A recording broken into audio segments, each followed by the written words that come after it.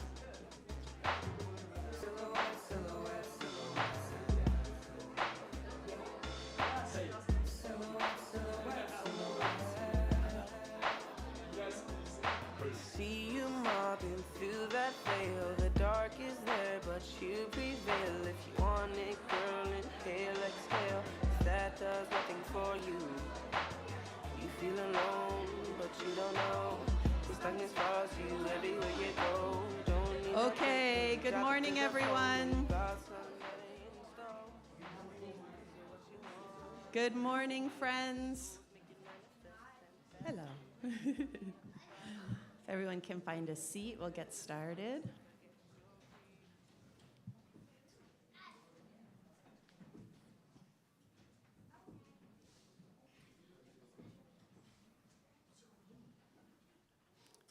So we're very, very happy to welcome you guys this morning to Nancy Campbell's 30th anniversary reunion weekend. Yay! We have been looking forward to having you all and planning for the last couple of months, and of course looking forward to the unique spirit that everyone will bring to this weekend. We're very excited to have a plenary program here at the school today, and then tonight we'll have a beautiful showcase, a gala event of performances from not only our current students, but also some alumni that will be performing tonight, so it'll be really exciting. I hope all of you have seen the program that's in your folder. If you have any questions, you can ask a volunteer or myself or Ms. Anita Sadeghi, who's been helping us organize things, or Ms. Rohani. We're all very happy to help. So we are going to begin. I wanted to begin by introducing our MC for this morning. So this morning we'll have some devotions, and then we have a panel presentation of former alumni and a current student. And then after the break, we'll have a keynote presentation by Mr. Gordon Naylor, the founder and principal of the school. So I'm going to introduce Anita to please come up. Please welcome her.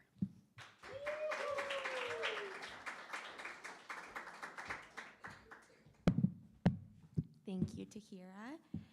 As we begin today's program, I wanted to invite all of us to be fully present, to listen not just with our minds, but also with our hearts. This is a rare opportunity to reconnect, to reflect, and to remember who we've become because of the seeds that were planted right here today in this community. So just to give it a land acknowledgement, in the Baha'i writings it says, "Blessed is the spot where one has prayed and made mention of God, the creator of all things."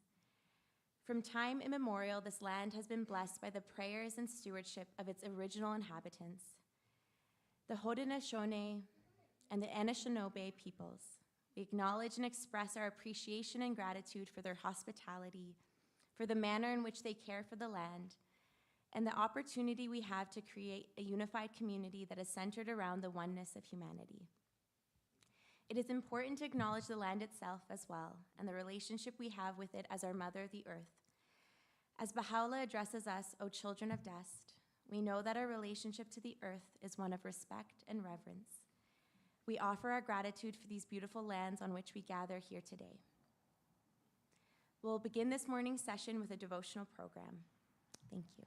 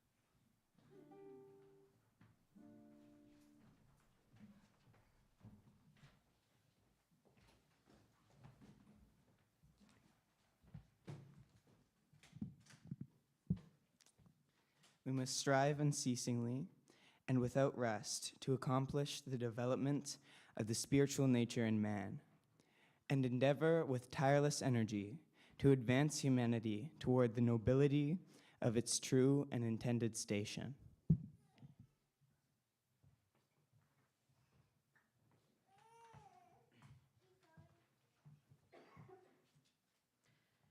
training in morals and good conduct is far more important than book learning. A child that is cleanly, agreeable, of good character, well behaved, even though he be ignorant, is preferable to a child that is rude, unwashed, ill-natured, and yet becoming deeply versed in all the sciences and arts. The reason for this is that the child who conducts himself well, even though he be ignorant, is of benefit to others, while an ill-natured, ill-behaved child is corrupted and harmful to others, even though he be learned. If, however, the child is be trained to both learn and good, the result is light upon light.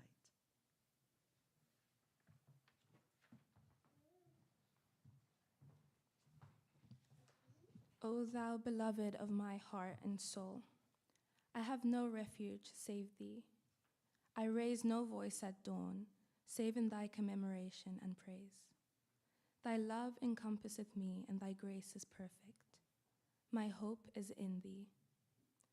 O God, give me a new life at every instant, and bestow upon me the breaths of the Holy Spirit at every moment, in order that I may remain steadfast in thy love, attain unto great felicity, perceive the manifest light, and be in the state of utmost tranquility and submissiveness.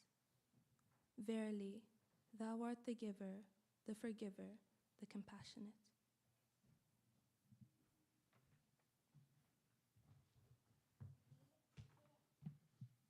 Do not busy yourselves in your own concerns.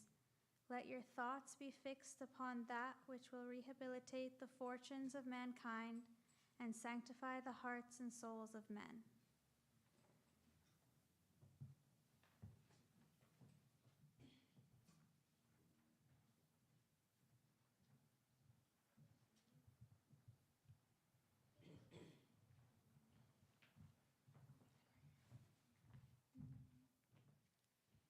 Kindle the fire of love and burn away all things. Then set thy foot into the land of the lovers. Kindle the fire of love and burn away all things. Then set thy foot into the land of the lovers.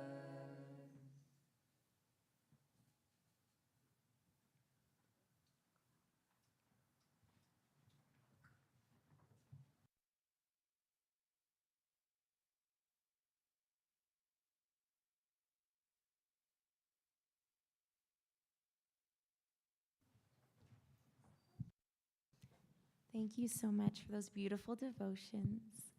I'll now welcome the children to join your teachers out in the foyer, where you'll be having a beautiful program throughout the day. And you'll join your parents during breaks and lunch and dinner. So you'll see your parents during the meals. You'll also have your own special program. And then I also welcome any guests to just come to the front and to fill all the seats, as the children's seats should not be left empty. Yeah.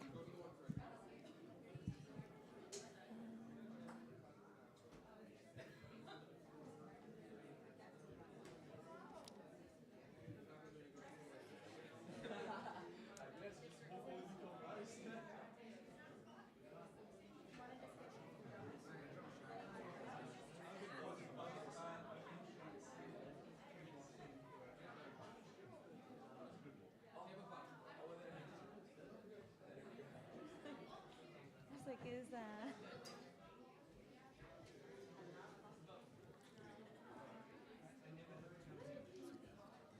right now. We're going to do it right now.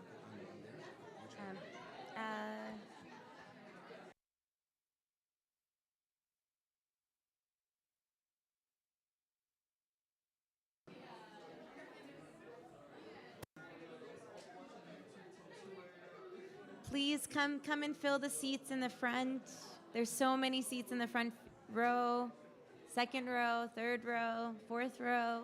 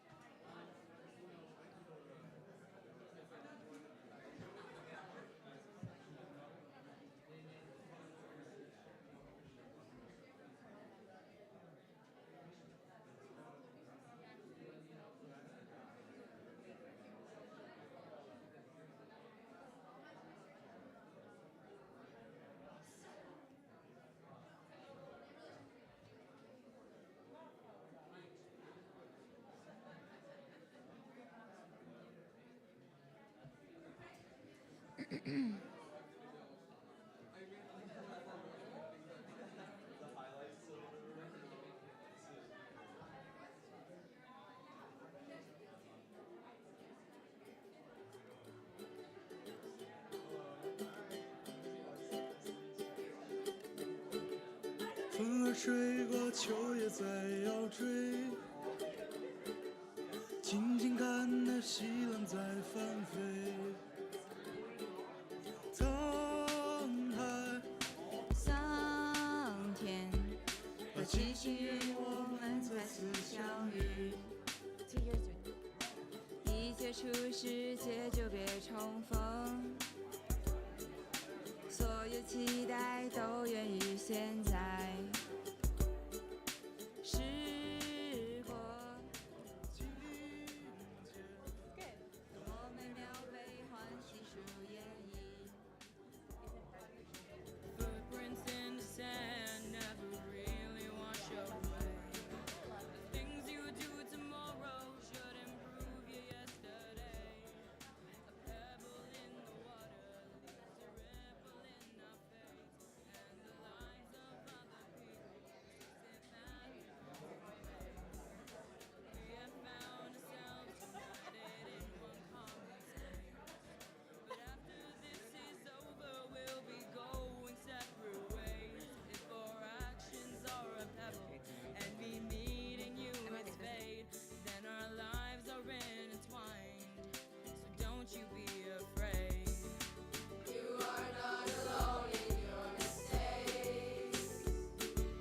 We are all Come on in, everyone. Good morning, good morning. Please come join us.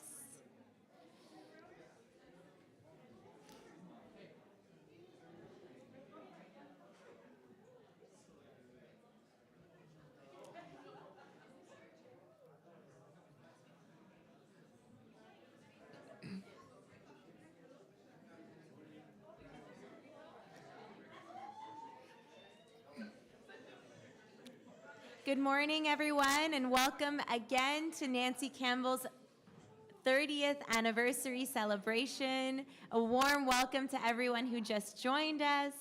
We are so happy to have you all with us, and I'm sure many more friends will join us throughout the day. We are just going to hear some welcome remarks from the Mayor of Stratford, Mr. Ritzma.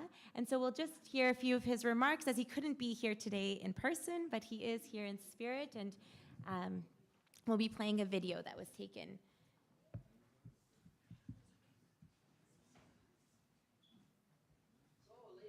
So, ladies and gentlemen, Martin Ritzma here, Mayor of the City of Stratford. So pleased to be in front of you virtually with regards to celebration your 30th anniversary here in Stratford. I met your principal, Mr. Naylor, over 30 years ago as the establishment of Nancy Campbell Academy was coming to Stratford. I remember being an advocate for the school with different organizations in Stratford and also in our athletic association. So I have certainly strong memories. I can't believe we're 30 years have gone. And, you know, I think of the growth of Nancy Campbell in itself, but the number of individuals it has afforded growth as well. When I think of Nancy Campbell, the idea that comes to mind first and foremost, and we talked about this the last time I was in your building, and that was a great day. I still reflect back on that day. The idea of service, the service to individuals within our community and to others. And as a result of that service, there are many positive outflows. One, it's the opportunity to raise the boat of many people in our own community and those in places that you visit as a school, to raise the boat of those people in those communities. The second piece that I think is really important is the opportunity for individuals to grow, and especially to grow into that of being a leader. Everybody, I believe, has the capacity to be a leader. And I think one of the pieces around the Nancy Campbell School in your day-to-day work and in your community work, as I said, both at home and abroad, through the service piece, it affords an opportunity for people to develop those leadership skills that are inside every one of us. And so, a big shout out to Nancy Campbell on that, and you do it in spades. The other piece that I want to talk about is the mantra around unity in diversity. And I brought a little prop with me, so I'm going to, and I hope you can see that. It is something that I've carried from all three schools that I was principal. And if I may, I'm going to turn this a little bit. It's entitled Diversity. And I want to read the quote, because when I think of a quote, when I look at this quote frequently in my wall in my office, and it's entitled, as I said, Diversity. Great achievements are not born from a single vision, but from a combination of many distinctive viewpoints. Diversity challenges assumptions, open minds, and unlocks our potential to solve any problem we may face. And when I think of the mantra behind Nancy Campbell, the idea of unity through diversity, it's not only within your school, your staff, and your students. It's not only within our city, our nation, but when we think about unity and diversity, it should be a global piece. And I think that's Nancy Campbell. So I'm going to put this little prop down, and we're going to turn to the heart of why we're here. As I mentioned, I was a principal in 3 different high schools in our Huron-Perth area. And as the principal of the school, I made it my mandate to celebrate every birthday of every student in the school. Some days it was 1, some days it was 6. I would find them wherever they were. Sometimes they didn't come to school. I remember once going right to a farm, right to a milk house, and doing this actual performance. So cupcake. We have candle. We're going to go pink and blue, representing Boys and Girls at Nancy Campbell. And what I would do is I would go to the classroom, sometimes to the library where the student was at that particular time of day, and I would bring a crazy hat, one for myself, one for the student. And then we would, as a group, and boys and girls would sometimes, and I knew when it was their birthdays, but would come to the office at the start of this school day and say, "Tell Mr. Ritzma, it's my birthday today." And I would find them. I remember once I had a superintendent in the school, and we were in a pretty serious, what she thought was a serious conversation. I said, "Excuse me, but I have to step out of the office. I have a birthday to celebrate." And so, having said that, I am going to celebrate birthday of Nancy Campbell, the 30th birthday, and I'm going to sing. So I will sing off key and play the horn as I always did in high school. So here's to you, Nancy Campbell Academy. Happy birthday to you. Happy birthday to you. Happy birthday, dear Nancy Campbell Academy. Happy birthday to you. If I was in a French class, we would do Bonne Fête, but we're not, well, yeah, and you don't want to hear my French. And we'd always finish with "and many more."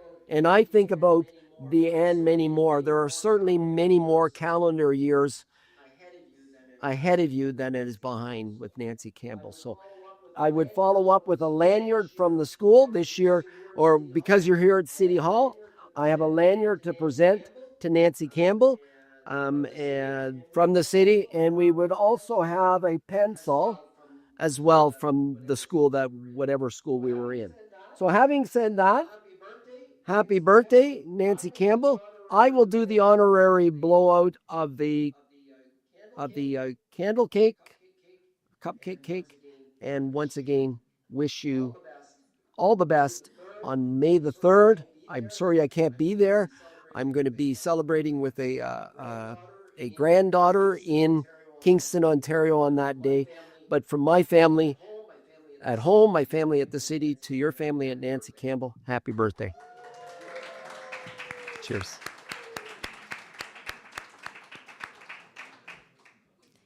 So he said that he wears a crazy hat, so where's our crazy hat? We should all be wearing our crazy hats to celebrate. And I think that was just such beautiful, beautiful words. Before his funny jokes and things, he was really tying us into this next panel. So I'd like to welcome our panelists to the front here, as they will be taking us into the next set of our program.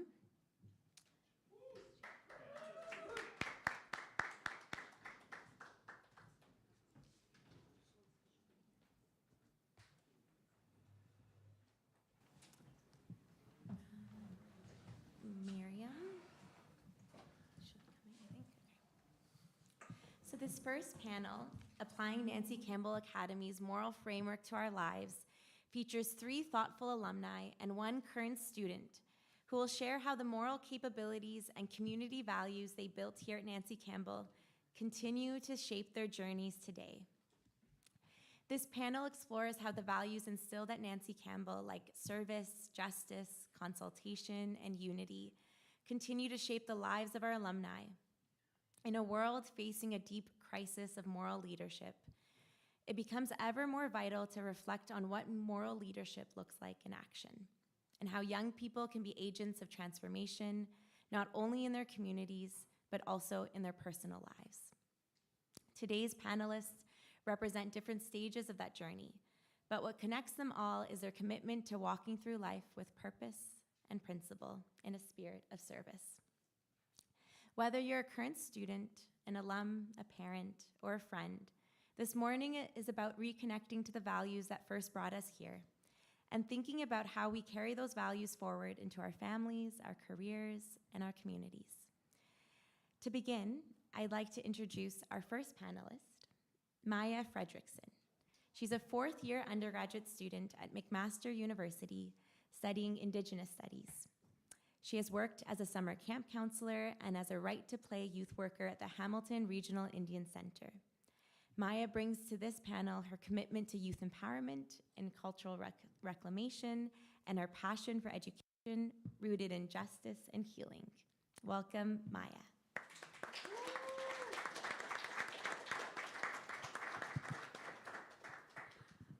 Hello, I'm Maya Fredrickson. As we stated, I am a 4th-year university student at McMaster's for Indigenous Studies. I'll be taking another year and then hopefully doing my master's degree in Indigenous Studies or International Relations in Denmark. Going to NCA has built the foundation of my, steadfastness in pursuing human rights for Indigenous people, not just here in North America, but globally. I think one of the things that really built that for me was the WCC class with Mr. Naylor. Even though we were in COVID, we talked a lot about human rights, and I was just like, this is insane. Why aren't these being upheld? There's rules that are set in place to make sure people are protected, and they weren't being protected. And then from there, I realized in my community, I'm half Greenlandic and Mauritian, so I'm Inuk and Mauritian.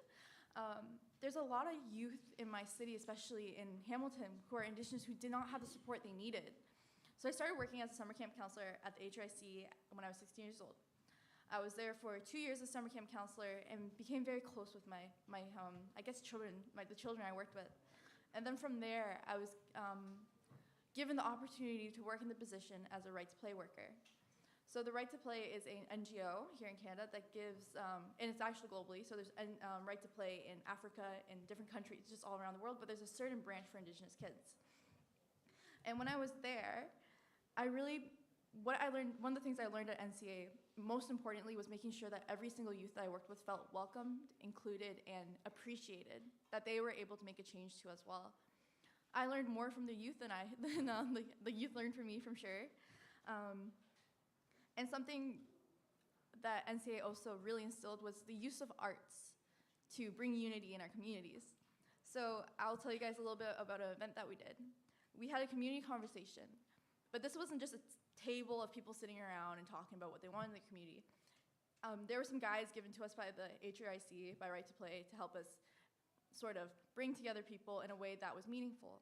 So we decided that through arts, we would have two people, somebody would draw a picture of what the community wanted, and then the other person would present it to the rest of the group.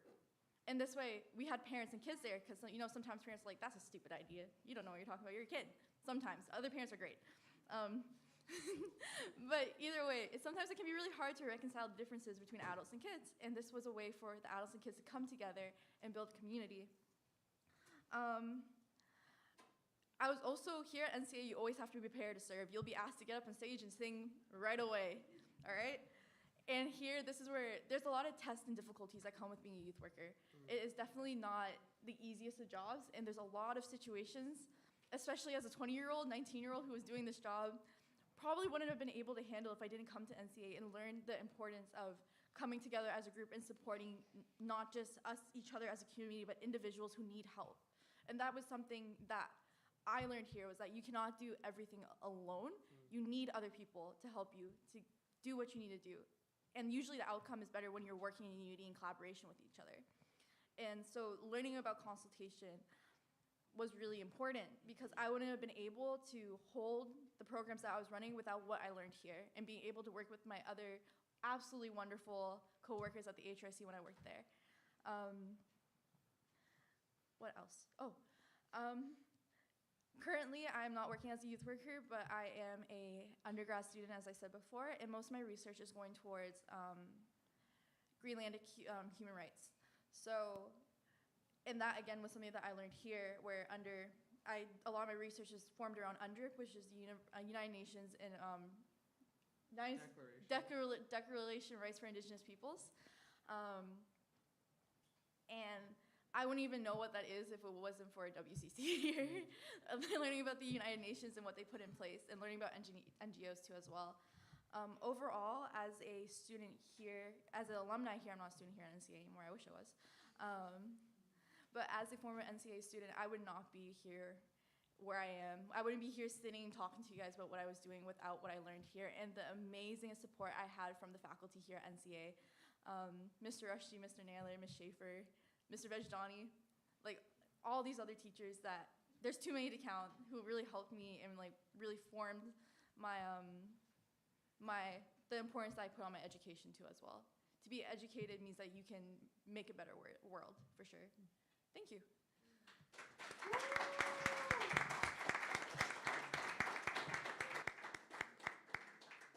Thank you so much, Maya. Next, we welcome Cheyenne Dehan. Cheyenne graduated from Nancy Campbell in 2015. Since then, he has served at the Baha'i World Center, worked in communities across the Niagara region, and most recently in Thunder Bay. He holds a Bachelor of Arts in Social Sciences with a minor in Indigenous Studies, and recently completed an honors degree in Indigenous Learning. This September, he begins a Master's of Education focused on Indigenous education. Please welcome Cheyenne.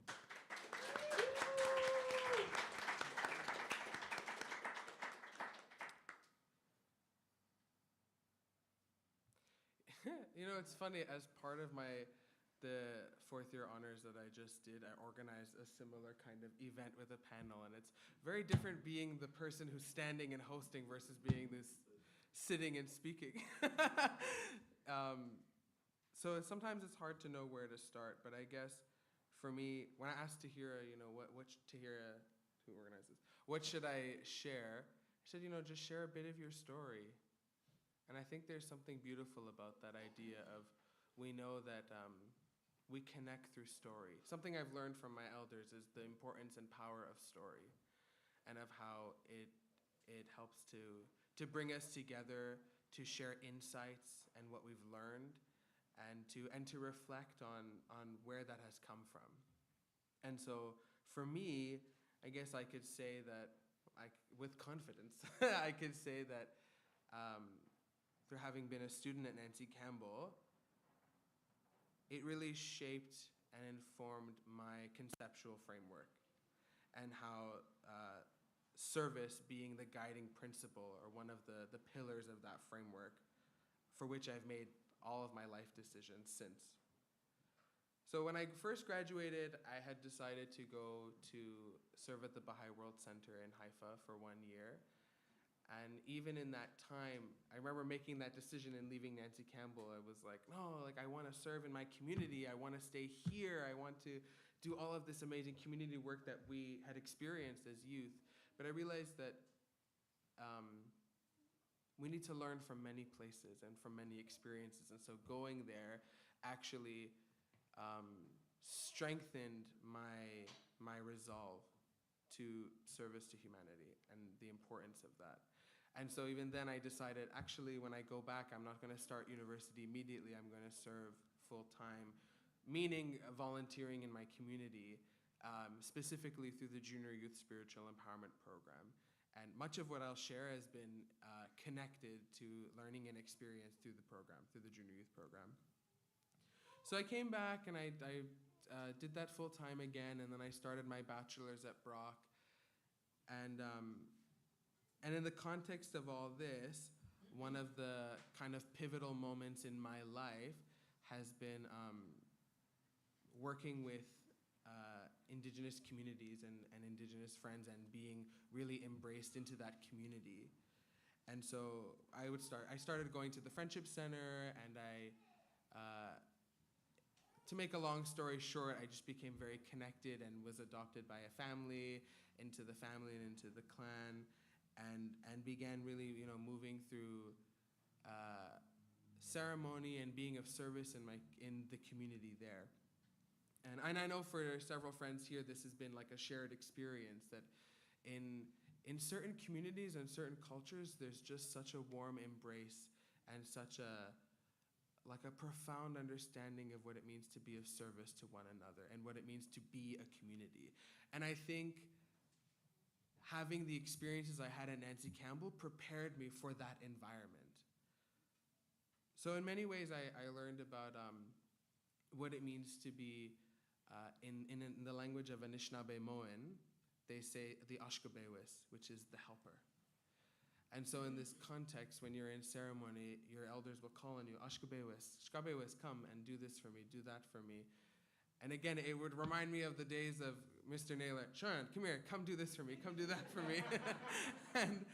and it really, this orientation towards being of service and having that coherence in one's life, that the decisions that are made are all centered around this idea.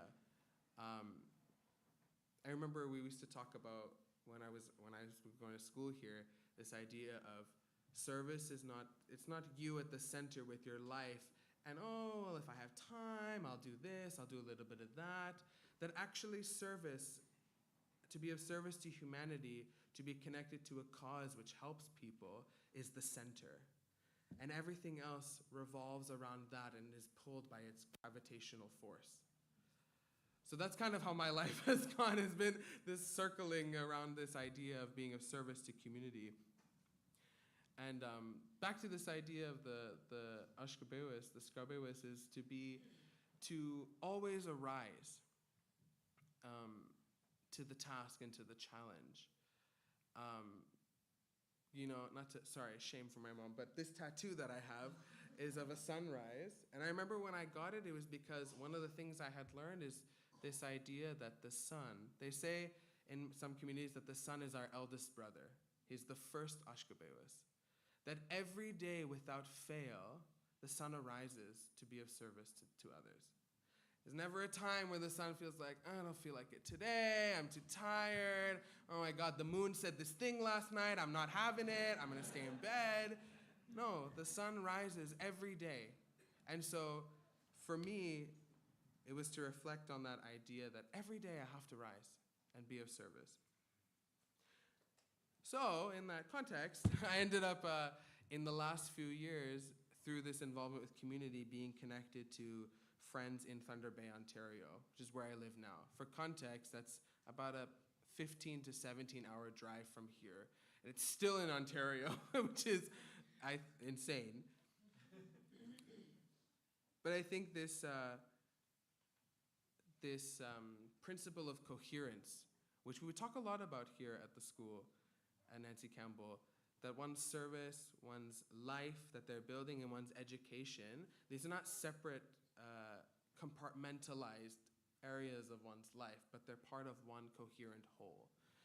And so for me, choosing to go to Lakehead University and do this fourth-year honors degree and start a Master's of Indigenous Education, that decision was made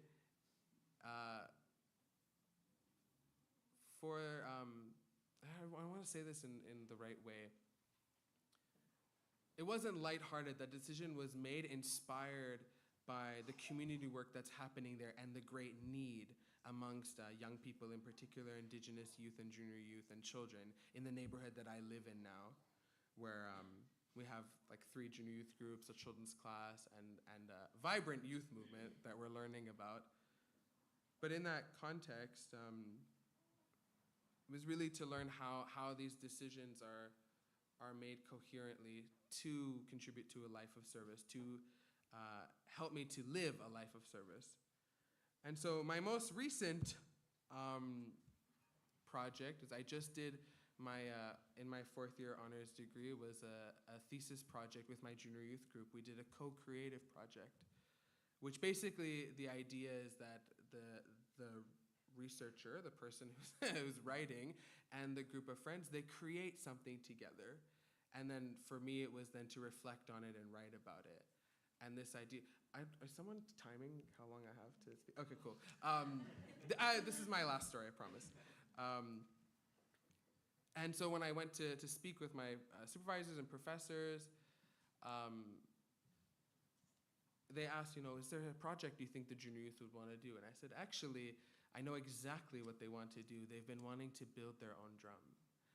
And just the context is, for Indigenous peoples, the drum is very significant. It's an anchor for the community. It brings people together. It gathers people together. And so the junior youth themselves had said, we want to have our own drum so that we can invite more of our friends to be part of this circle, to enter the program and to sing with us and to reflect on these spiritual concepts together. So through this, like I said, because of striving to live a life of coherence, then my studies was directly connected and related to the community work that I was doing through the junior youth program. And so in the last several months, we got our own moose hide, and my basement I've cleaned several times, and there's still moose hair I find everywhere. We had to shear the moose hide and string it up and scrape it, and it was like such an intense process. And we had all these elders and knowledge keepers come and help us with that, help us with building the drum, help us with having the ceremony for that drum. And through that whole process, we really learned deeply through experience about this concept of confirmation, which is one of the fundamental concepts that's explored in the very beginning of the junior youth program in the first text, Breezes of Confirmation. The idea being that when one makes effort, when one prays, and with pure intention goes out and puts it out there and does it, confirmation will come from God, from our Creator. And so this kept happening. We would mention it to someone, and then suddenly we're gifted a hide. And then an elder, I'm not doing anything the last couple of days. He comes and he builds the drum with us. And just last Saturday, we had the feast and birthing ceremony for the drum in my home, where 40 friends were in my little semi-detached house. and we were able to have that ceremony and share with parents of junior youth, with grandparents, with community members, about this concept of confirmation and how through the junior youth program and through this process of building this drum together, they've been learning about this. I think there's more I could say, but maybe what I'll leave off with is One of the things which the author Dr. Robin Wall Kimmerer writes in her book Braiding Sweetgrass, which I know this year, I think some of the students here had studied this text, this beautiful book, which I highly recommend. If you love reading, write this down, Braiding Sweetgrass. It's a very good book. And in that text, Dr. Kimmerer says this line about leadership. Maybe I'll close for now with that. And to me, it really reminds me of what the House of Justice describes for us as the role of youth. That we have, the Universal House of Justice says that the Institute has a sacred charge to young people, and youth have a sacred charge to the development of the Institute. And so Dr. Kimmerer says, in the context of describing leadership, in how the maple is the leader of the trees, the strawberry is the leader of the berries. Leaders are the first to give of their gifts. I don't know if people are familiar, but strawberries are the first berries of the season to come. Maple trees offer their sap right at the end of winter when it's just unbearable and you just want spring to come. They give of their nourishment. And so she says, through these examples, young people learn that leadership is not rooted in power and authority, but rather in service and wisdom. So it's our role to be of service to others. Thank you. Miigwech. Thank you, Sean.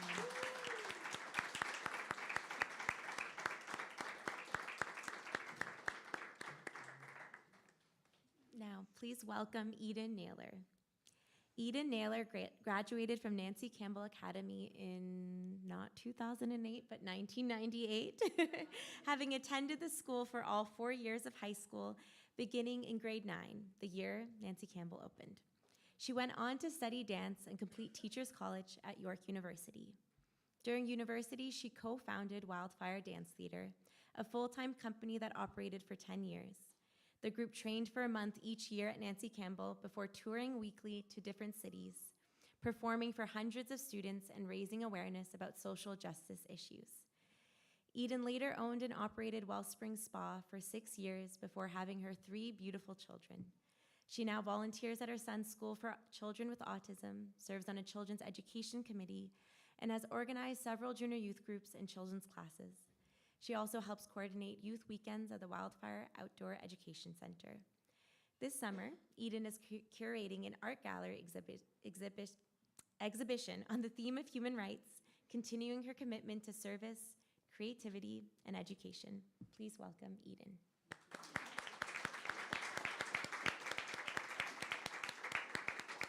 Oh, geez. I honestly thought I graduated in 2008, and then everyone said to me it was 1998. So good morning, everyone. I hope it's okay I wrote down most of my thoughts so I didn't forget anything. It's such a joy to be here with you all celebrating 30 years of Nancy Campbell Academy, a place that for many of us wasn't just a school, but a compass. When I think about the impact Nancy Campbell had on my life, the first thing that comes to mind is how deeply this school shaped the person I've become.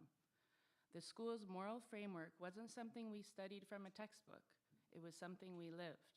It was learned by how we treated one another, how we served together, and how we saw ourselves as part of a human family. Speaking of family, did you know that when the school started, there was only 13 students and 3 teachers? So we really were like one big family. We ate in that section of the room. I think that kitchen only got ripped out last year. And we all lived upstairs that was the dorm. And we had this one classroom and 2 other classrooms downstairs. And the first graduating class was only 2 students, one of which was my sister Tahira, who most of you know. So it really was like a family, and the teachers cared about the students like they were our parents.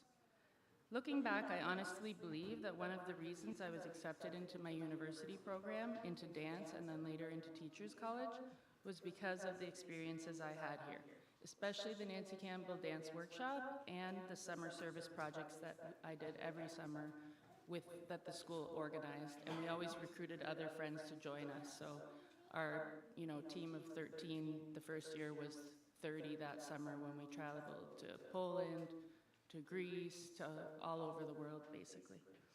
The dance workshop taught me discipline, teamwork, and creative expression rooted in purpose. Not performance for ego, but for impact. We dance to uplift, to connect, to inspire. Whether we are helping in local communities or abroad, we learned what it meant to truly be of service. Those experiences taught me organizational and leadership skills and how to cooperate with diverse groups of people, to think of others before myself, and to critically think about what contributes to unity. The experience I had at Nancy Campbell of working together with groups of friends to be of service in various communities has led me to constantly try to be part of or organize similar projects still to this part of my life. So being of service has become kind of the organizing principle to my life, which is also what these beautiful speakers before me were mentioning. Whether I was organizing the Wildfire Dance Theater or teaching a local children's class, I haven't really felt like I'm living my true purpose without that element of service in my life. Whenever I take a little break, because as you know, we all get distracted with raising children or other things going on, I always kind of think, like, something's missing, I don't feel right. And I kind of have to push myself over the hump to start engaging and get, again, whether it's just helping with the local children's class or coming up with some service project. And I always really feel like that coherence that Cheyenne was talking about, like it brings kind of true happiness and I feel fulfilled. When I was at the school, we had a mentorship program in which we would review the 19 moral capabilities. I'm not sure how it is done now, but back then we had a one-on-one mentor with a teacher. I think it was monthly or bi-monthly. And we would go through the 19 capabilities and think about how we are applying those to our lives and how we could improve.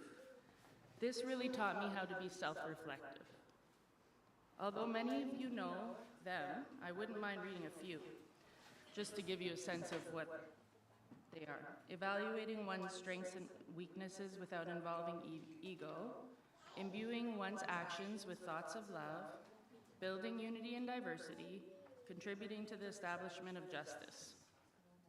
All of these, along with the other 19 capabilities, have guided me in my life. And when you have a school that takes the time to allow the students to review them with a mentor or mentor group, it can be life-changing. It shows Nancy Campbell's commitment to moral education, not just academic education, which is what we heard in the quote that Sila read this morning about both moral and academic education. I remember specifically hearing about the capability of creating a sense of beauty in every endeavor when I was young. This was very validating for me because I love dance, interior design, and art. And I think as a young person who cared about world issues, I was worried that those interests were shallow. So I realized that if I could combine the arts with a deeper purpose, I was very excited by this. And I went on to create either dance or artistic presentations or create beautiful environments for my junior youth group to meet in, and I always felt that my work was aligning with the capabilities. So when I was at York, I choreographed a dance, and it was in part of a big showcase at the end of the year. And for some reason, I was called, and I'm going to age myself, we didn't have Insta or TikTok back then. So it was a bigger deal to get called to be interviewed by the radio station. So I was called to be interviewed by the radio station, and I said to them, why was my dance chosen? And I actually just wanted to know, because I didn't think it was really the best dance. And they said, because yours was the only one that had something to say, because it was about the equality of men and women. And so I knew that I'd been asked because of the message, not because of dance moves. And I believe that when we base our work on social issues, moral education, and human rights, we are serving a purpose that is not self-promoting and it takes away ego. So the other thing that Nancy Campbell really helped me with was there was a lot of conversation about tests and difficulties in our life and how to handle them. I felt very guided as a young person with these conversations, which I don't think happen at other schools. You know, how to learn from your tests, how to rely on friends, how to work together as groups through these tests and difficulties. And that helped me a lot in my later years. As many of you know, I have a son with autism, so this kind of viewpoint of seeing others as noble and accepting them for who they are, and diversity, and being supportive and working in groups has helped me form a lot of support groups for other moms with kids with autism.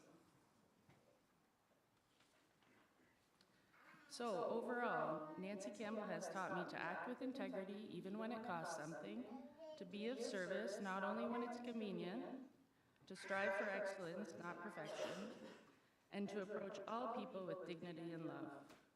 As Baha'u'llah reminds us, the betterment of the world can be accomplished through pure and goodly deeds, through commendable and seemly conduct. It's not about changing the world in one grand act, but about showing up day after day with values that shine. It's about being a quiet lamp in dark places. And also Cheyenne's analogy of the sun reminds me of that concept. As I look around this room, I feel very proud that we are raised in these walls to think globally, act morally, and live spiritually. For me, Nancy Campbell was not just a school, but a sanctuary. Excuse me. Not just a place of learning, but a place of becoming. Happy anniversary.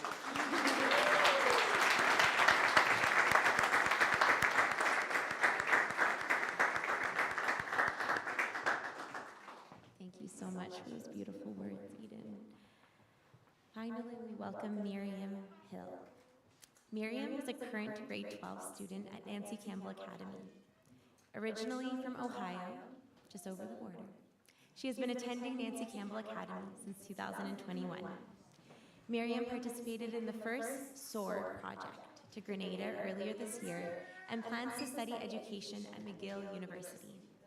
She brings the perspective of a young person actively integrating this moral framework in real time as a student, a leader, and a future educator. Please welcome Miriam.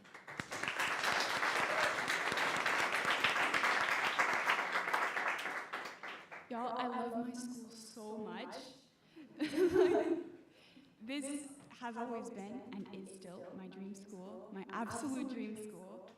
And I owe my life trajectory to it. I owe me knowing what's important in life to it.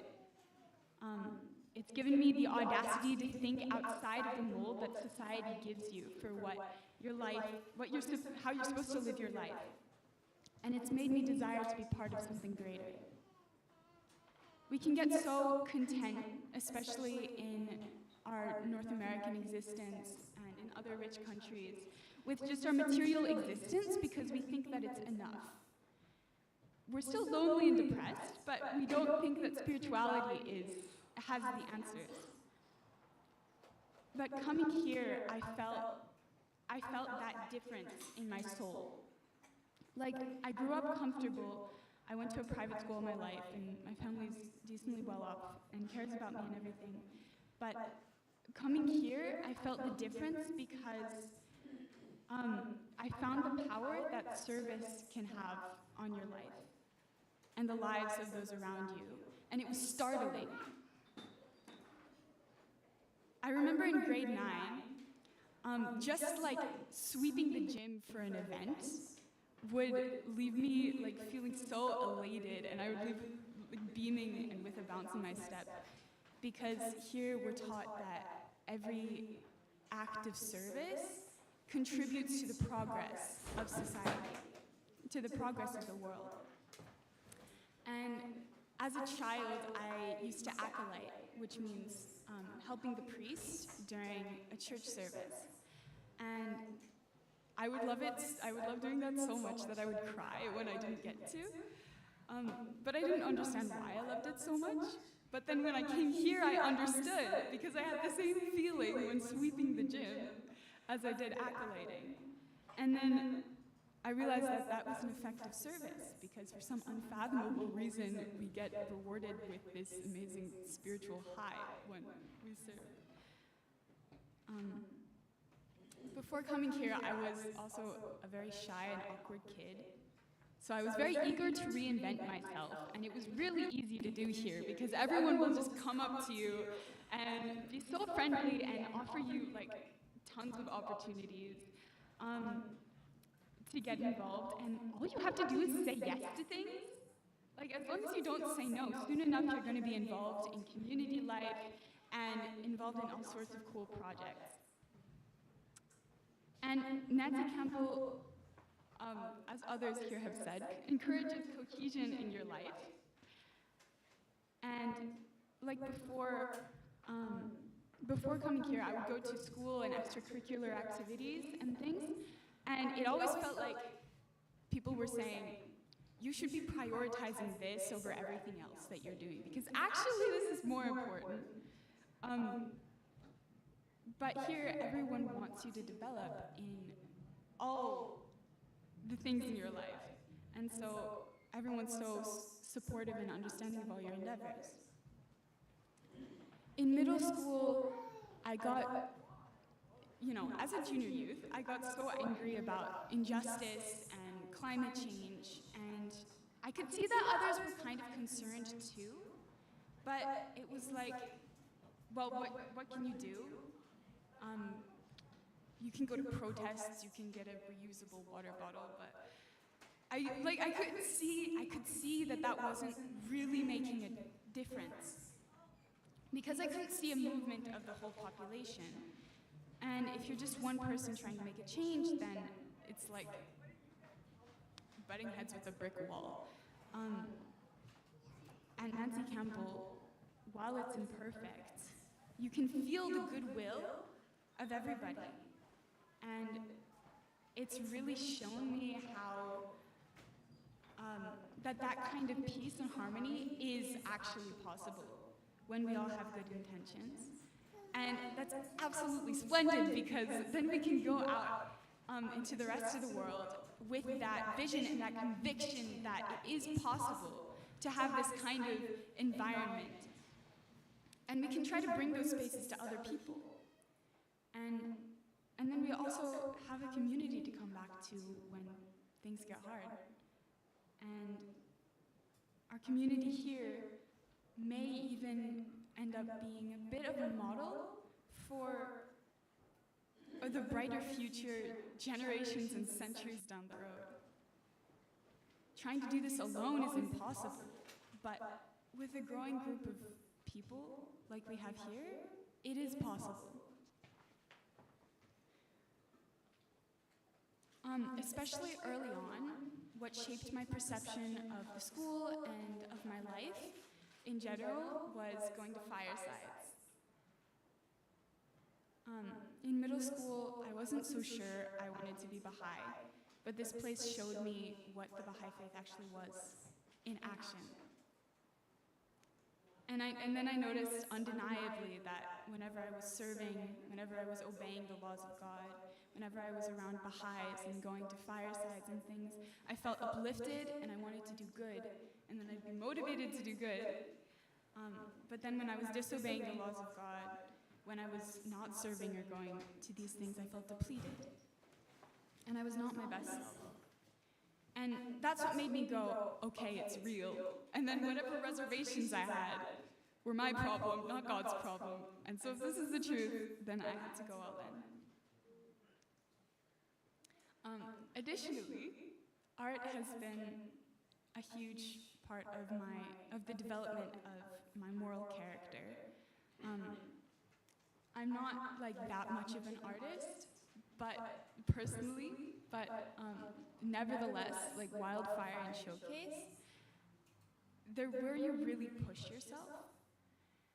But then at the end of the day, it's not even about you, because you're a team just trying to create this amazing, uplifting vibe at Showcase, which we're going to experience in a few hours, which can be one of the best nights of your life and of the lives of the people in the audience.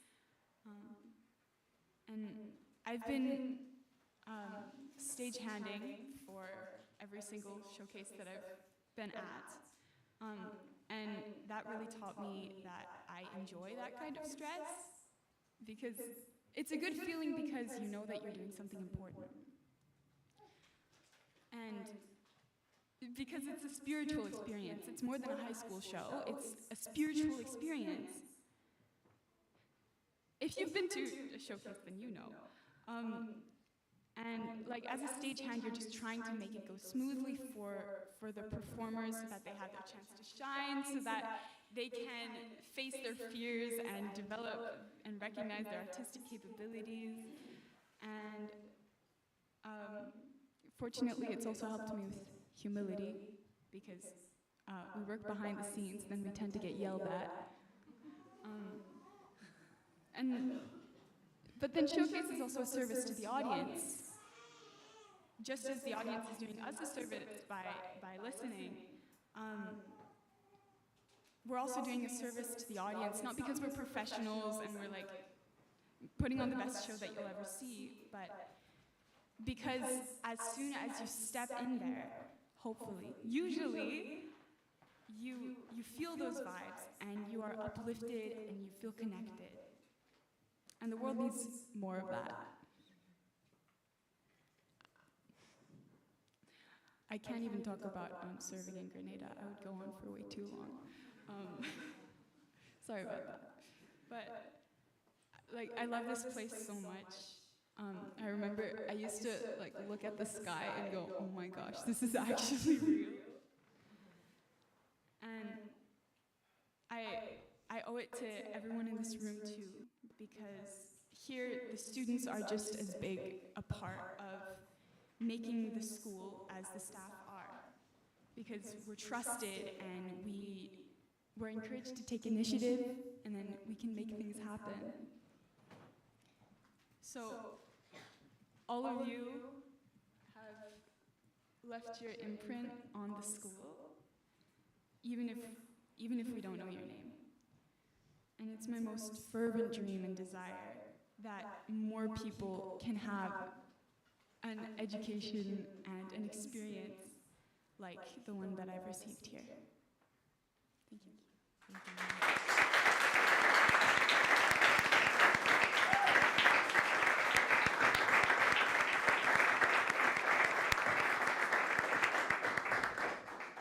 Thank you so much, Miriam.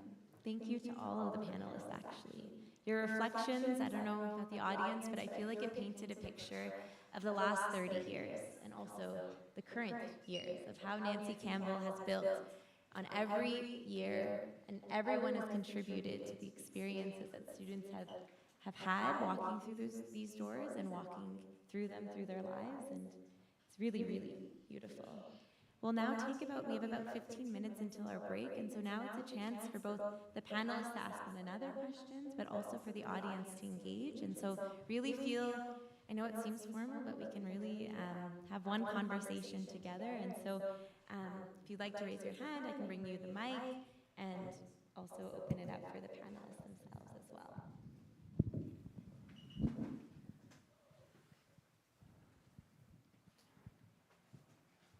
Floor is yours. I think maybe a question I can ask the panelists throughout here, in relation to like education, how do you feel? For me personally, like again, I was not exactly the best in high school until I got here, and I found teachers who really cared about what I was learning. Did you guys find that here too? That it was, I feel like it's very different than your normal education in like a non-Nancy Campbell setting. No, just kidding. No, I agree. I think it's kind of interesting. For me, it's like the style of how the teachers function here is very much how like an animator or a tutor functions in the context of community building process. Like I feel I can say that those who are my educators here are lifelong friends and family now.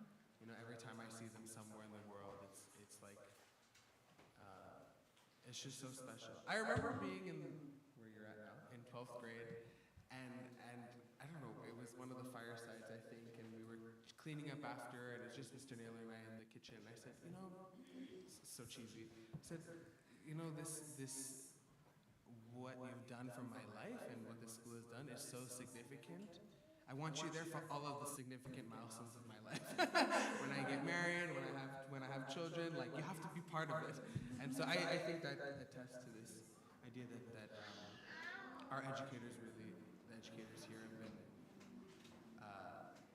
really pivotal, fundamental for my life.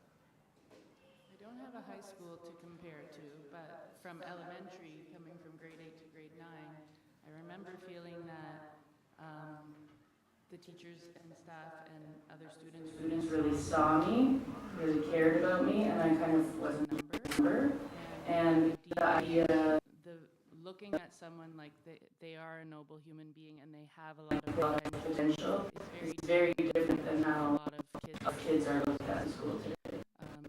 You know, it's often, the negative is often highlighted, and I think people in positive parenting disciplined with positive parenting, the idea of coming around to educating through, seeing the positive and encouragement is a new idea. And back when I came to Nancy Campbell, you know, you still have those boys in public school, for instance, that you know the teacher just looked at them and thought, this is a bad kid. And there was kids, so many kids that were viewed in that way, and I have to think like what that does to a person when they're seen in that light. So the thing that I noticed the most was, you know, a lot of faults were overlooked and a lot of good qualities were really encouraged and potential encouraged as well.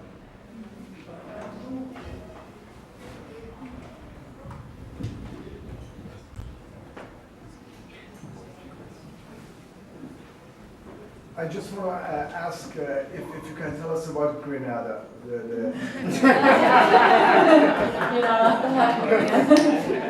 Yeah, sure. All right, let's see. Let's start. Well, if you'd like to hear what we did, we started serving with Auntie Sila in a neighborhood called Jean Anglais in Grenada, and starting a junior youth group and eventually a children's class because all the younger kids tagged along. And then just like meeting a whole bunch of youth. Like we met so many youth, and then eventually finding like just a couple who were really interested in serving and continuing to serve and like really dedicating themselves. And I mean, obviously it was a very transformative experience for us serving. because like you really don't have time for yourself. And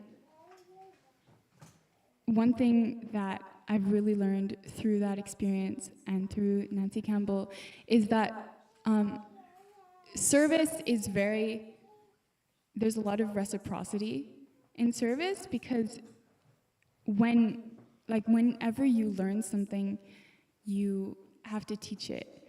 And if service is what really uplifts the human condition, then what we have, like, serving other people doesn't mean like giving them things, giving them more material needs, and means helping them rise to serve as well. I have to say, when I was this working or no? When I went to Grenada just for like 10 days with a couple of my kids, and we met one lady who, she kind of runs a little store. It's like a shop out her front porch. She makes like icy drinks and stuff like that.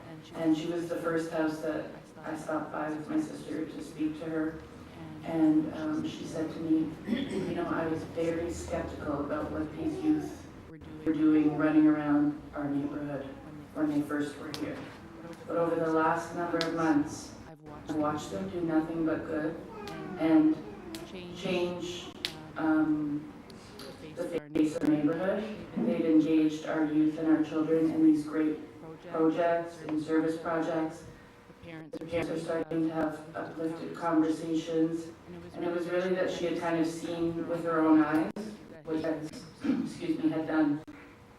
And After that, she offered to let my sister and I host a little mothers group in front of her shop with her ICs, and she became very engaged in the conversation. But it really just taught me that it's really through action that, she really saw the action, and no amount of explaining would have kind of worked on her, but the actual day-to-day service of these youth is what really affected her.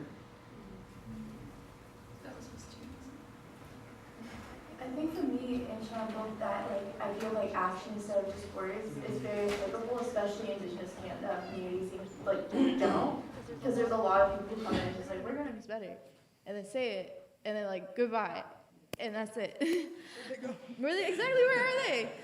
So I think for the both of us, it's really important to when you are serving, you're not just going there because you have to do service because you have to do service. It's also something that you want to do from your heart, and have that.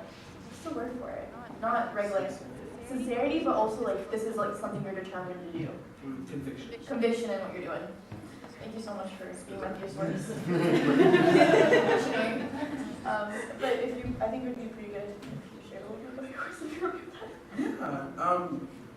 Yeah, it's funny. I often say to people one of my elders said to me once, we were outside the sweat lodge, which is a ceremony, and he said you can try to fake it out here, but you can't fake it in there. There's something about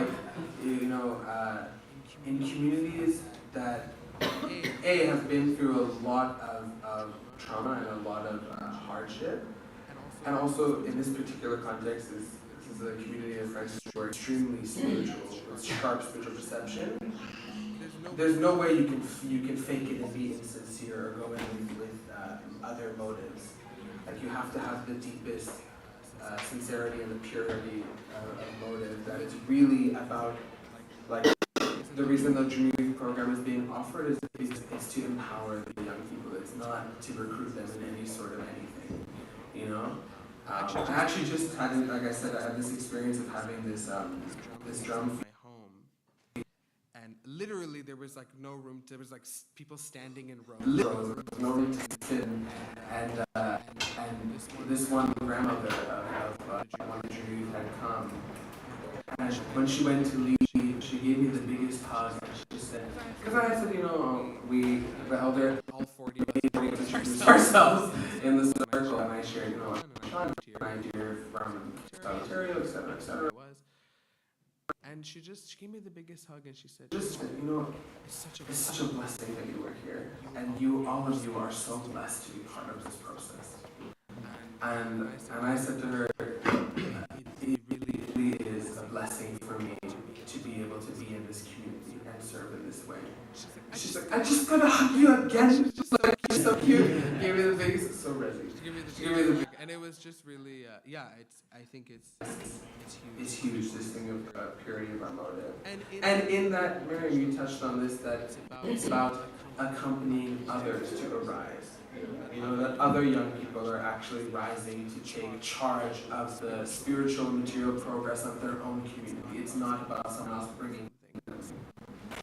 I recently took a trip to Greenland to serve with the family last year, and something that we did in Greenland with the Baha'is there is we had a film festival. So we rented out the town hall, the only town hall, as there's only one town hall, or the city center as a very small community, no roads to other settlements. You have to fly or take a boat if you ever want to leave where you're at. So everybody knows each other there, and everybody knows who the Baha'is are in Greenland, in Nuuk. It's really hard to be something and not having half of your settlement knowing what you're doing or where you are or who you're with, sort of thing. But we had this community, and we had over 200 people out of a town, but I want to say 16,000. Now here that might not seem like a big deal, but in Greenland, in Kalaalleq Nunaat, oh my God, this was something, and I was fortunate enough to help participate in it and teach people how to bead. And it wasn't just Greenlanders who came, it was also people who were coming to we even got Danes to come. Sorry. We got everybody to come, and we had different people from different levels of the community. There was people who were homeless who were coming to join in, to everybody who wasn't. And I just remember me and the youth I was working with, we stayed up until 2 a.m. baking cookies. And the amount of cookies we made in poor Ruth Montgomery's kitchen, her oven did us a great service that night. But it was being able to participate and like seeing how the other Greenlandic Baha'is too as well, people who were born, who are Greenlandic and who were pioneers there, especially the pioneers. There's pioneers in Greenland who've been there, who decide I'm going to settle in the Arctic for the rest of my life. And living in Greenland is not necessarily the easiest thing because of the isolation.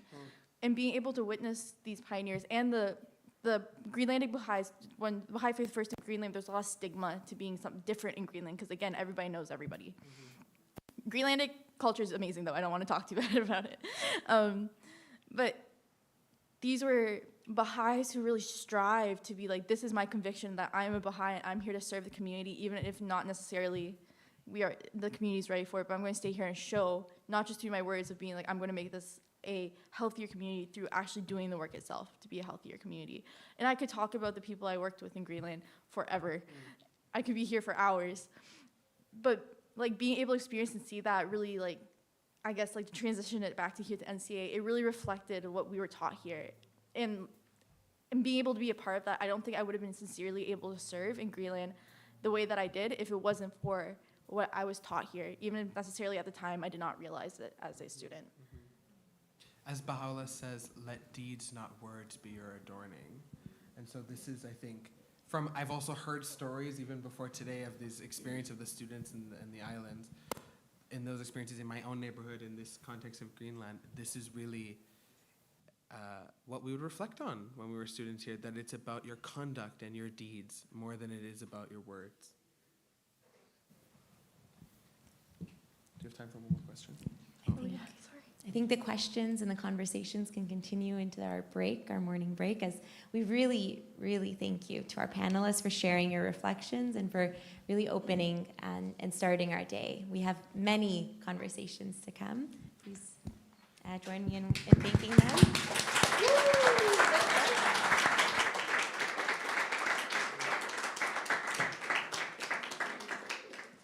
So we'll now take a short break for coffee and for some refreshments and conversations. Please return back for session by 11 a.m. Thank you so much.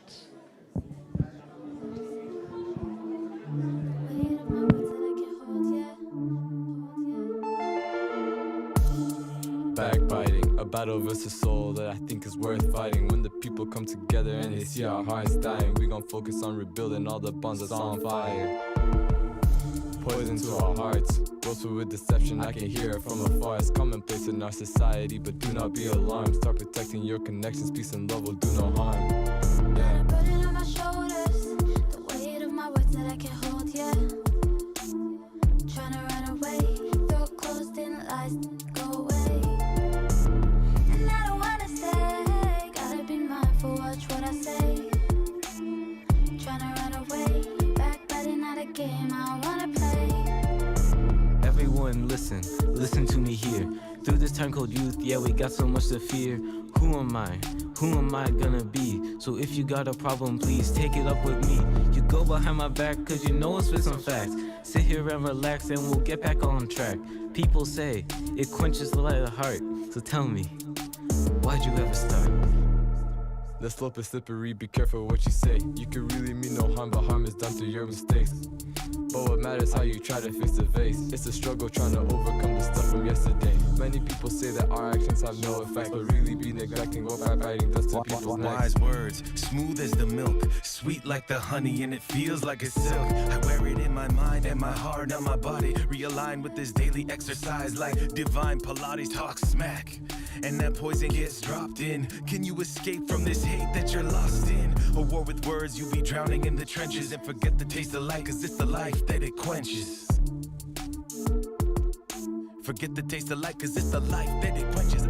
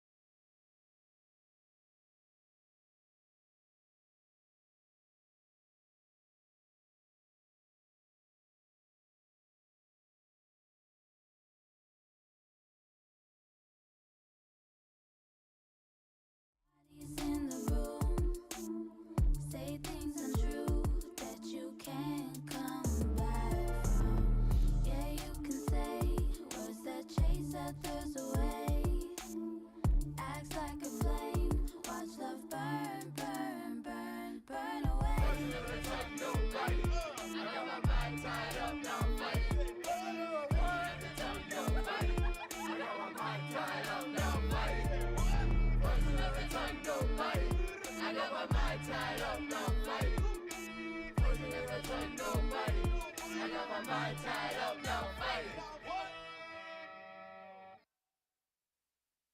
Me burn bright, me go high. Me burn bright, me go high. Me burn bright, me go high. Me burn bright, me go high. Me burn bright, me go high. Me burn bright, me go high. Me burn bright, me go high. Me burn bright, me go high. I just wanna be my own monopoly. Me, the world, and me.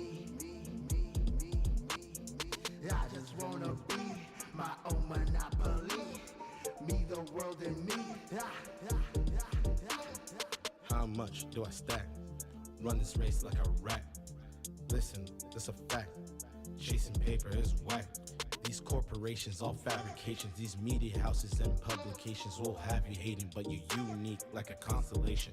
Hey, sometimes you feel frozen. Living life wasn't chosen, but you gotta do Medusa like Perseus, so you can elevate and you can be your best. Be a monopoly that they cannot test. Peace and love that I can attest. If you can't see your way, you gotta pave the way and walk the path that you've chosen. And every single day you'll be met with days you gotta back the words that you've spoken. I keep on finding a reason to climb higher and higher, higher and higher. I just wanna be my own monopoly. Me, the world, and me. I just wanna be my own monopoly. Me, the world, and me. Don't tell me how to elevate. You're trying to feed on the pain and embellish shape. As you monopolize minds that you set astray, I already turn my own darkness into better days. If you can't see your way, you gotta pave the way and walk the path that you've chosen. And every single day you'll be met with days you gotta back the words that you've spoken. I keep on finding a reason to climb higher and higher, higher and higher. I just wanna be my own monopoly. Me, the world, and me. I just wanna be my own monopoly. Me, the world, and me.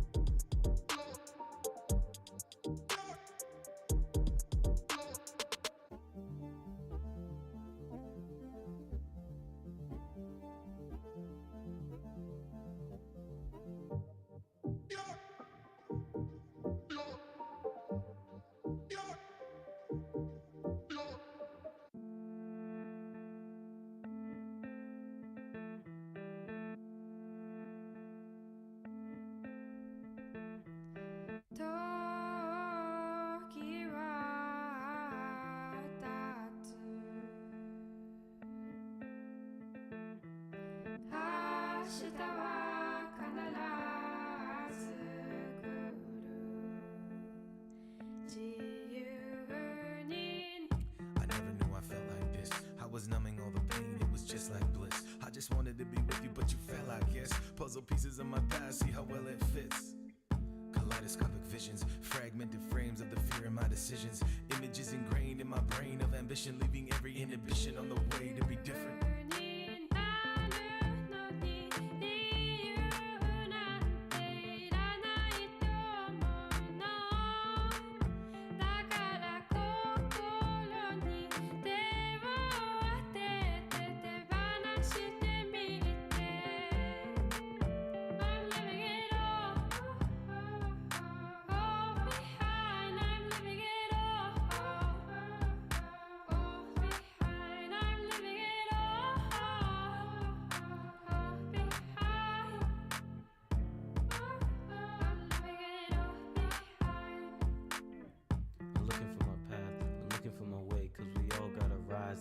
Today, I wake up in the morning, school's over for me. So much trial and error, wanna do it my way.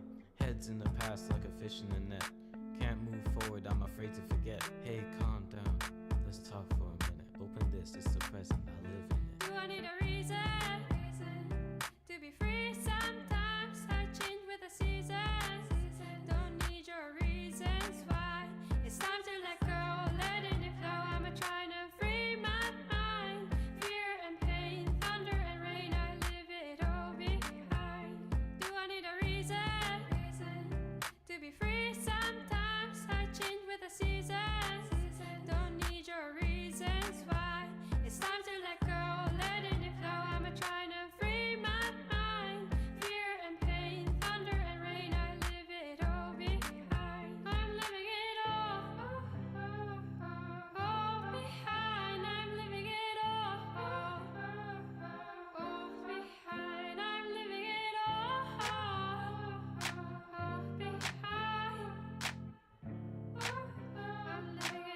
behind. I'm living it all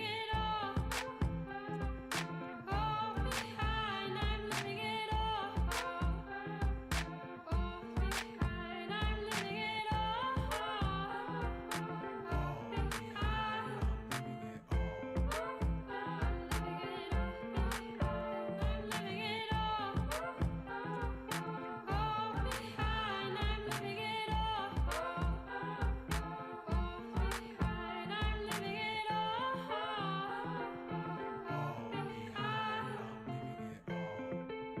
I'm living it all behind.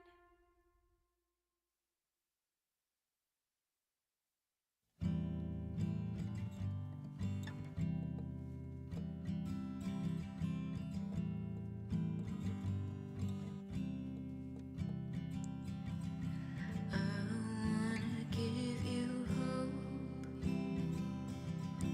I wanna give you more. Hold my hand and we can transform and say, oh, feel it in our souls and say, oh, feel a little more.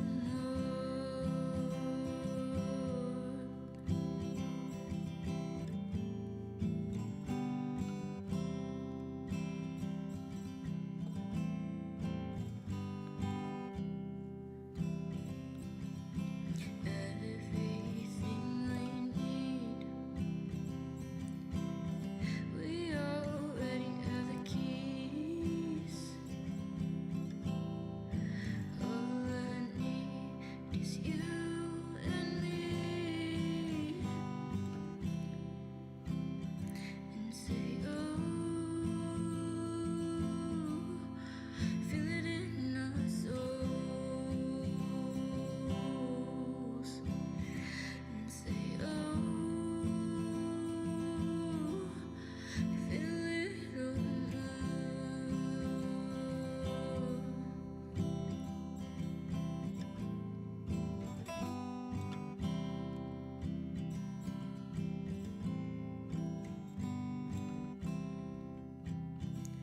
if we come together in harmony, help each other to sprout the seeds, and love will bloom in humanity. If we come together in harmony, help each other to sprout the seeds, and love will bloom in humanity. And say, oh, feel it in our souls. And say, oh, give it a little more.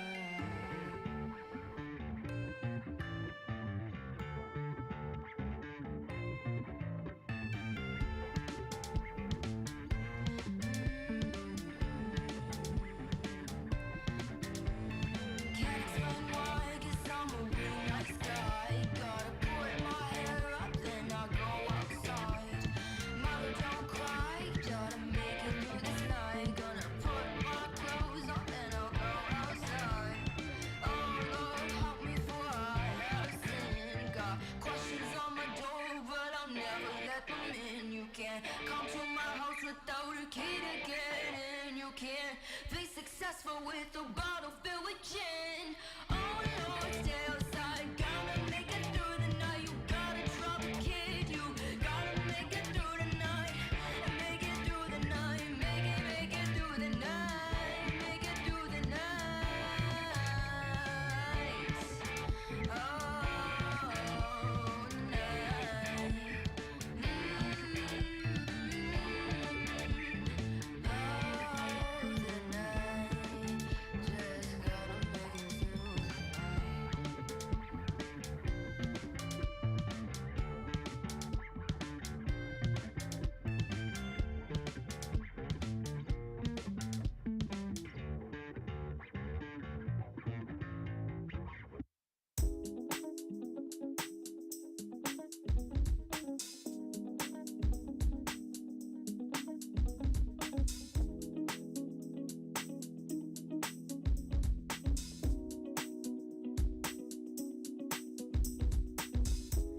In the darkness I'll find my way to the light. And I know if I try, everything is gonna be alright. Cause you know I have faith, even when my bones begin to shake. Throw the doubt away, get through the day. Say, ooh, ah, ah, ah. You're right here, ooh, God. And I'll pray, ooh, ah, ah.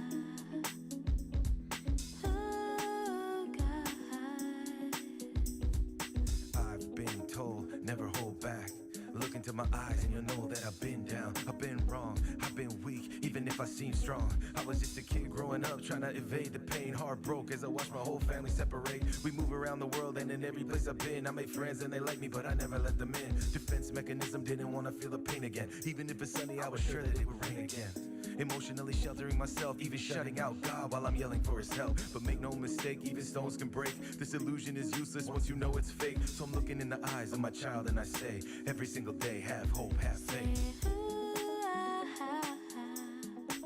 You're right here, ooh, God. And I'll pray, ooh, ah, ah. Ooh, God. It's important that we realize, if you think about the low, you never feel the high. Gotta look within yourself and use your inner eye. Find the light deep inside, never dim the shine. There were moments where I really used to doubt myself. Look in the mirror and I started seeing someone else. That's a moment where I realized nobody's gonna love me if I cannot even bother trying to love myself. Faith, that's the name of the game. If you keep it in your heart, your life will never be the same. In the motion like an ocean, gotta learn to fight the wave. Feeling lonely in this world, I give my emptiness to faith. Faith, that's the name of the game. If you keep it in your heart, your life will never be the same. In the motion like an ocean, gotta learn to fight the waves. Feeling joy in my life and I'm living with faith. Faith in your power, pull me in closer. Love and emotion, all my devotion. Your power's like an ocean, giving me strength to not feel so broken. Faith in your power, faith in your power. Love and emotion, all my devotion. Your power's like an ocean, giving me strength not to feel so broken.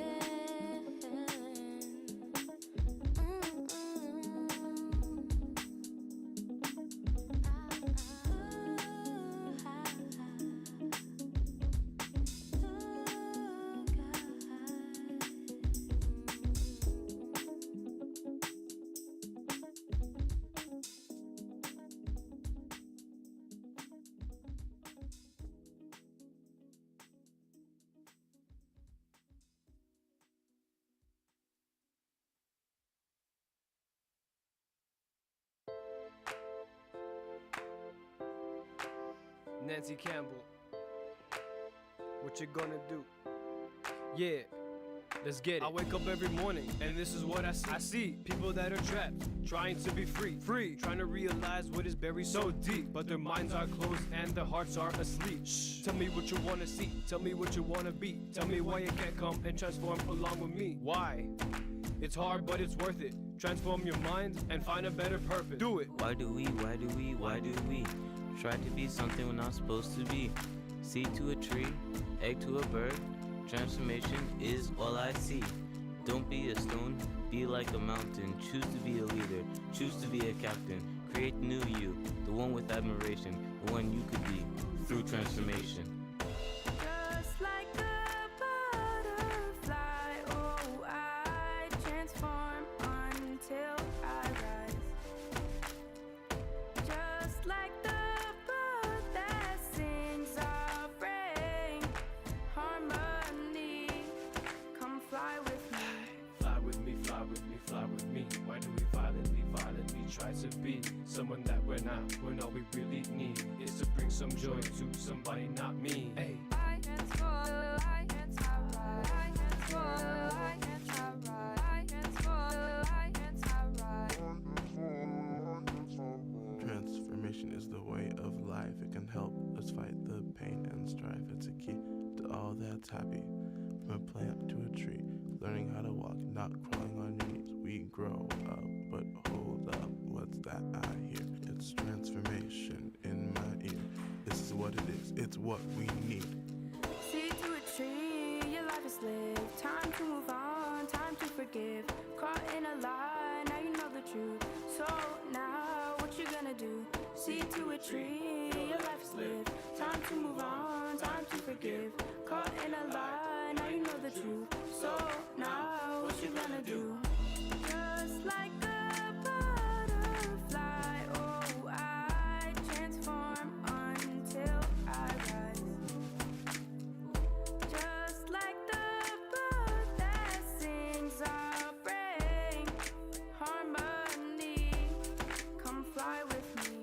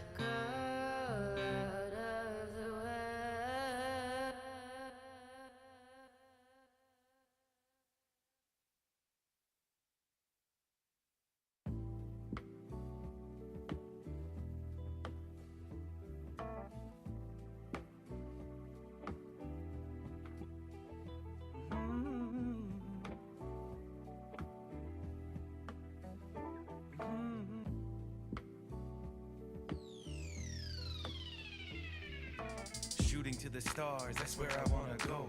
Open with my scars so I remember how I grow. Nights filled with pain as the street lights glow. I used to fight through the seas, now I let the ocean flow. Every wave like turning another page to the story of my heart where every chapter is engraved. Look at the lies, look at the truth, look at the violence in my youth. Perseverance, something that I hardly do. Ooh. 想要回到昨天，但我抓不住那时间，还会想要向往还未发生过的一切。不管春夏秋冬这4个季节，想要的也不会只这一点点。天下的环境环绕在我的身旁，没有人的时候，我也要学会独自的坚强。时候开心，有时候也感到焦虑。要成功靠的仅仅不是碰巧，还有纪律。今时明月，汉时关有万里长征人未还。但是龙城飞将在何不教？胡马度阴山。I will prove to myself that even if I don't deserve this amazing life, I'll use it well. 'Cause if I don't enjoy it, then who will? 'Cause if I don't enjoy it, who will? No one can live it better than me, so I will.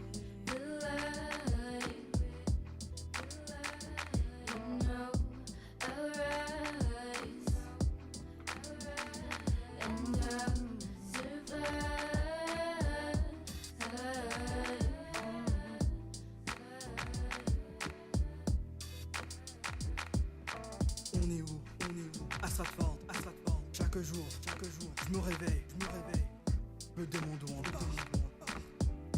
La réponse, vois ce, trouver, quelque part, susciter à mon appart. La taf est compliquée, mais ma vie je peux pas rater. La vie c'est une durée que je peux pas abandonner. Et je continue.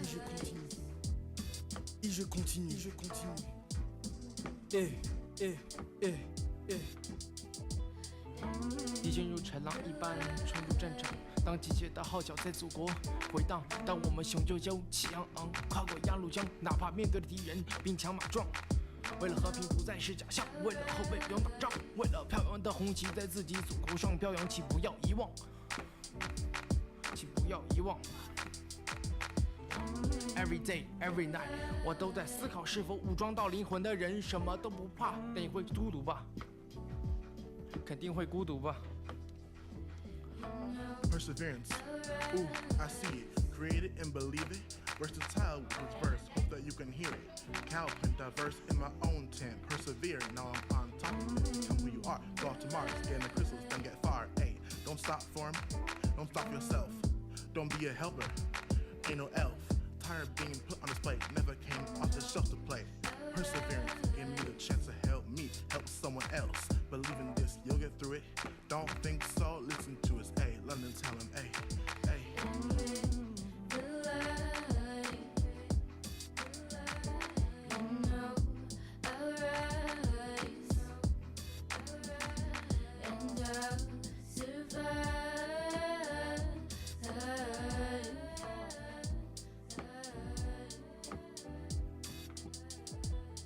哎呦，今天在这里给大家 freestyle， 记住我的名字，一调我的调。Listen to be in me， 就像我们的距离不是差距，而是差异。我发誓，如果你对我死心塌地，我会出本杂志展现我的个人魅力，不再无时无刻找你的男闺蜜。我每天想你，怀念着那天约会回忆，追忆回避随意，你根本无法想象我有多么想你。好了，今天讲到这，别再对线维系。Close the beat。今时明月，爆。汉时关有万里长征人未还。但是龙城飞将在何不教？胡马度阴山。Yeah, it takes too much energy, guys. Oh, wow.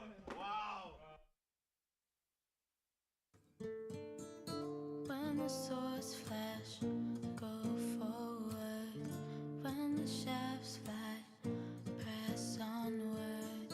Darkness hath enveloped most of the peoples. Where is the brightness of by splinter. Coldness hath gripped all mankind. Where is the warmth of thy love? When the swords flash, go forward. When the shafts fly, press onward. When the swords flash, go forward. When the shafts fly, press onward.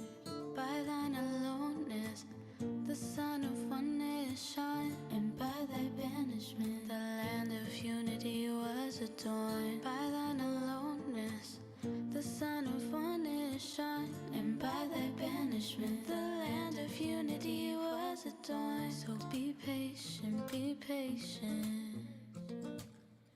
Press onward, O thou exile of the world. Be patient, be patient.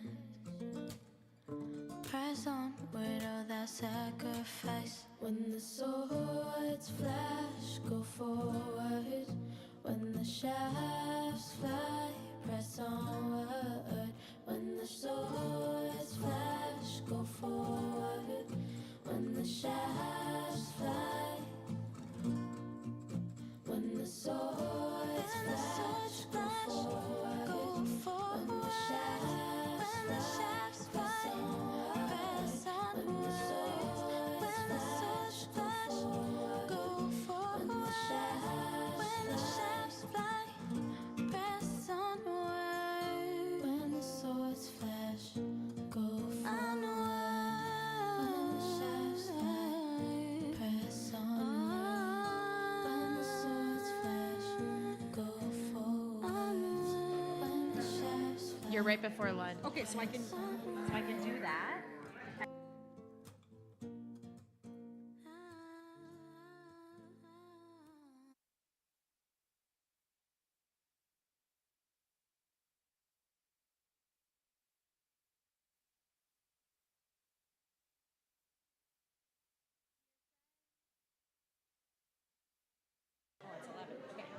Dear friends, please make your way back into our plenary session.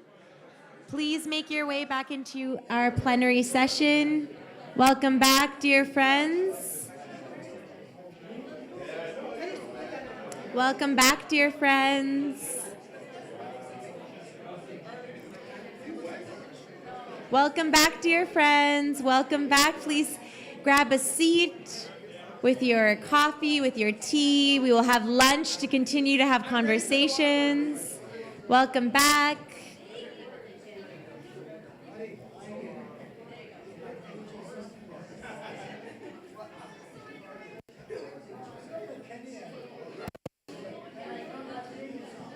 Welcome back, dear friends. Please grab a seat. We're just about to get started for our next session. Welcome back. Come and join us in our plenary session.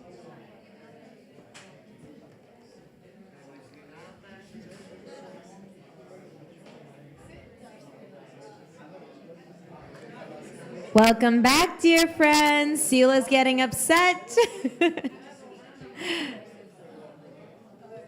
Come and join us, come and join us in our quest for unity. It's a way of life for you and me. Come and join our plenary. Come and join. You don't want to hear me sing, guys. Come on, join us. Let's go.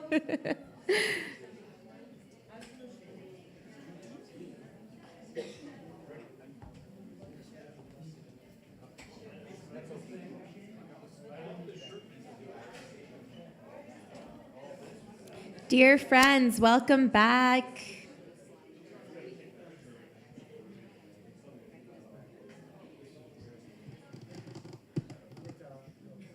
My dad's taking a picture of me. Okay, dear friends, welcome back. I hope you had a refreshing break, some meaningful conversations, some caffeine. We're now going to move into the second half of our morning, a time to continue to reflect on the spirit of joy, resilience, and moral vision that has animated Nancy Campbell through 3 decades.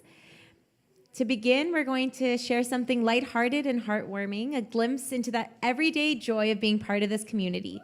Please enjoy this short video titled Happiness Is.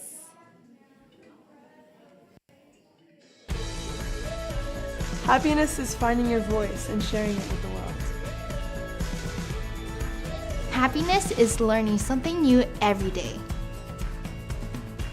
Happiness is embracing diversity and celebrating our differences. Happiness is overcoming challenges together. Happiness is the joy of discovering who you really are. Happiness is exploring your passions and talents. Happiness is connecting with nature and appreciating its beauty. Happiness is supporting each other through thick and thin. Happiness is a shared smile or a kind word. Happiness is understanding that we're all part of something greater. Happiness is discovering our resilience. Happiness is the freedom to be yourself. Happiness is making memories that last a lifetime. Happiness is a warm cup of tea with friends. Happiness is the quiet moments of reflection and gratitude. Happiness is a place where everyone belongs. Happiness is turning ideas into action. Happiness is growing together as individuals and as a community. Happiness is celebrating our successes, big and small. Happiness is listening and being heard. Happiness is making the world a better place. Happiness is being on purpose. Happiness is going to Nancy Campbell Academy. At Nancy Campbell, we choose happy. And we invite you to choose Nancy Campbell Academy.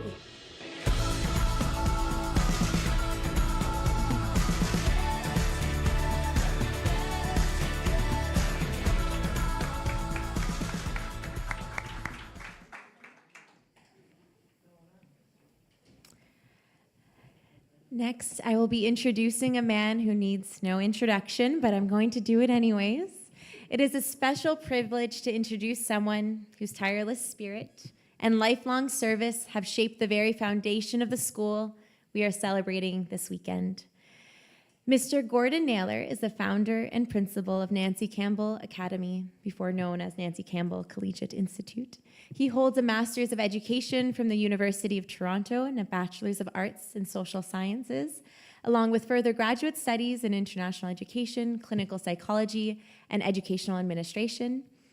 For more than 45 years, his work has centered on one purpose: the development of human potential.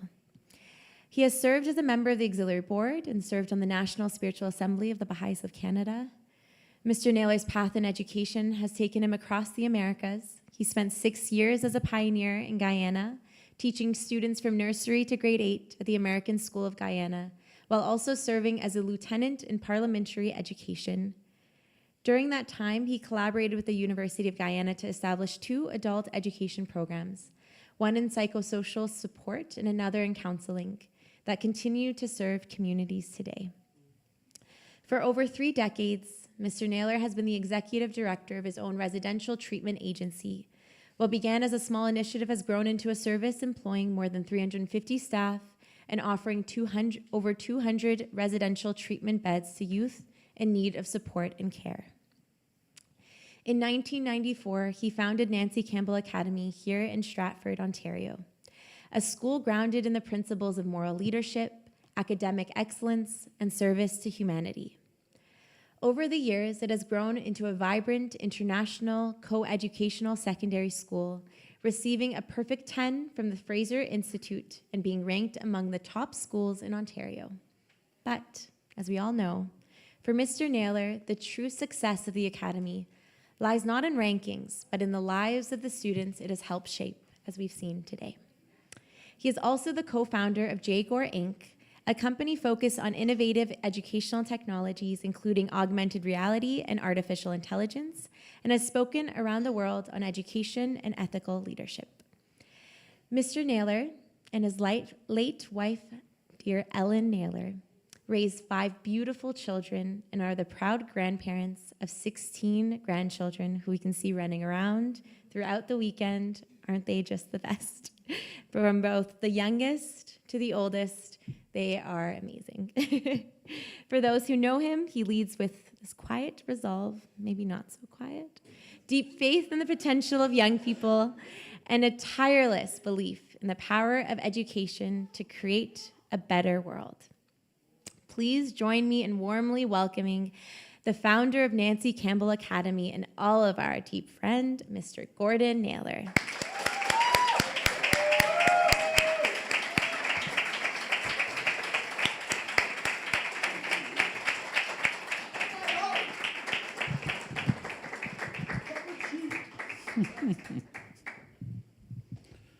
Good morning, everyone, and thank you so much for coming to celebrate our birthday party here. I don't have a funny hat, and I'm not going to light any candles, but if I were to light the candles, it would be to this panel that we just saw and the students. And already it's starting. But it was starting in the audience. I was thinking as I was listening to them this morning that you know, the amazing thing is the things that they're accomplishing. This is not going to work very well. I knew it was not going to. There's some here. You're okay. They've, I guess, imagined that I might have a problem, as well as others, because it really is moving to see the service that the students are rendering everywhere, and the things that they've gone on to do.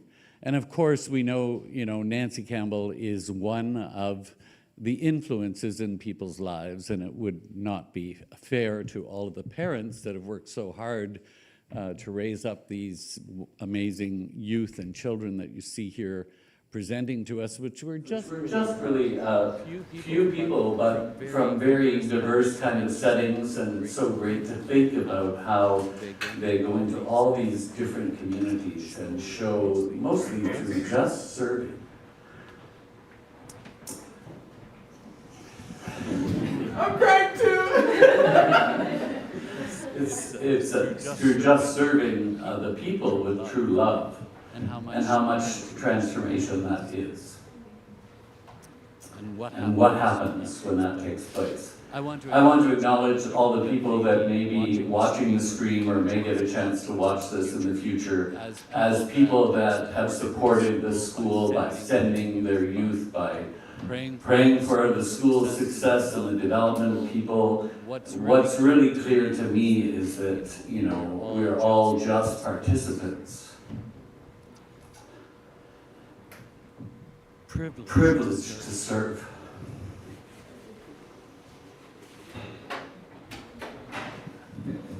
These amazing souls that continue to say yes, as Miriam said, and go out and be of service.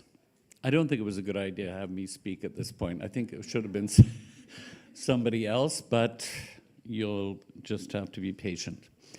I want to be really clear that my wife was truly the crazy one. I was the sane one. You know, and just for the record, we both met in a psychiatric hospital, so that should tell you something. And that's a true story. Now, we were ostensibly working there, but we all know that people work in psychiatric hospitals so they get free treatment, right? Then you meet up and have these deeply meaningful relationships and hopefully decide to do something good. But she was always a person that had great faith and was painfully honest, especially with me. And so that's why I said, okay, this woman has got to be good for me because I'm not going to get away with one thing, not one thing. And she didn't do it to make, you know, she just had to say the truth about things no matter what. You know, even if I bought her something, she would have to, she would wait, you know, sometimes out of love, she would wait like a year or two before she told me she really didn't like that, you know, that thing. So it shows what love can do. You know, love is patient. But she also, when we started the school, it's kind of interesting that we started this school, you know, most good things in life, I think, really do happen by accident. And you know, we're guided by, not necessarily by ourselves, but by whatever that plan is that is, you know, each of us is a mine rich in gems, and we have no idea what we're going to do with these gems. And we have no idea about the potential of these gems within our own self. But I think when we really start to understand that we also are unfolding all the time, then if we arise to want to educate other people, we have to recognize that we don't know what we're doing. That's the first starting point. We don't know what we're doing. What we do know is that we can create the conditions in which these gems and these minds rich in gems can unfold. And the world thinks that it has to exert all kinds of manipulation and pressure and so on human beings. But in actual fact, you know, we just have to create environments where the potential just starts to flower, and the arts and the amazing things that they have within them. If we have that confidence to know that this is all coming out, you know, but all we have to do is create the contingencies to make discipline take place within their own inner architecture, provide a structure that allows them to unfold their capabilities without exerting psychological pressure all the time. And I think our world, you know, the Guardian had said that the test in the material in the developing world would be material, and the test in the Western world would be psychological. And I think it's interesting that he said that, but it's very true that as a parent or as an educator, it's extremely hard to have that balance where you're guiding and helping the development take place, but without oppressing or diminishing the reality of that soul that's there.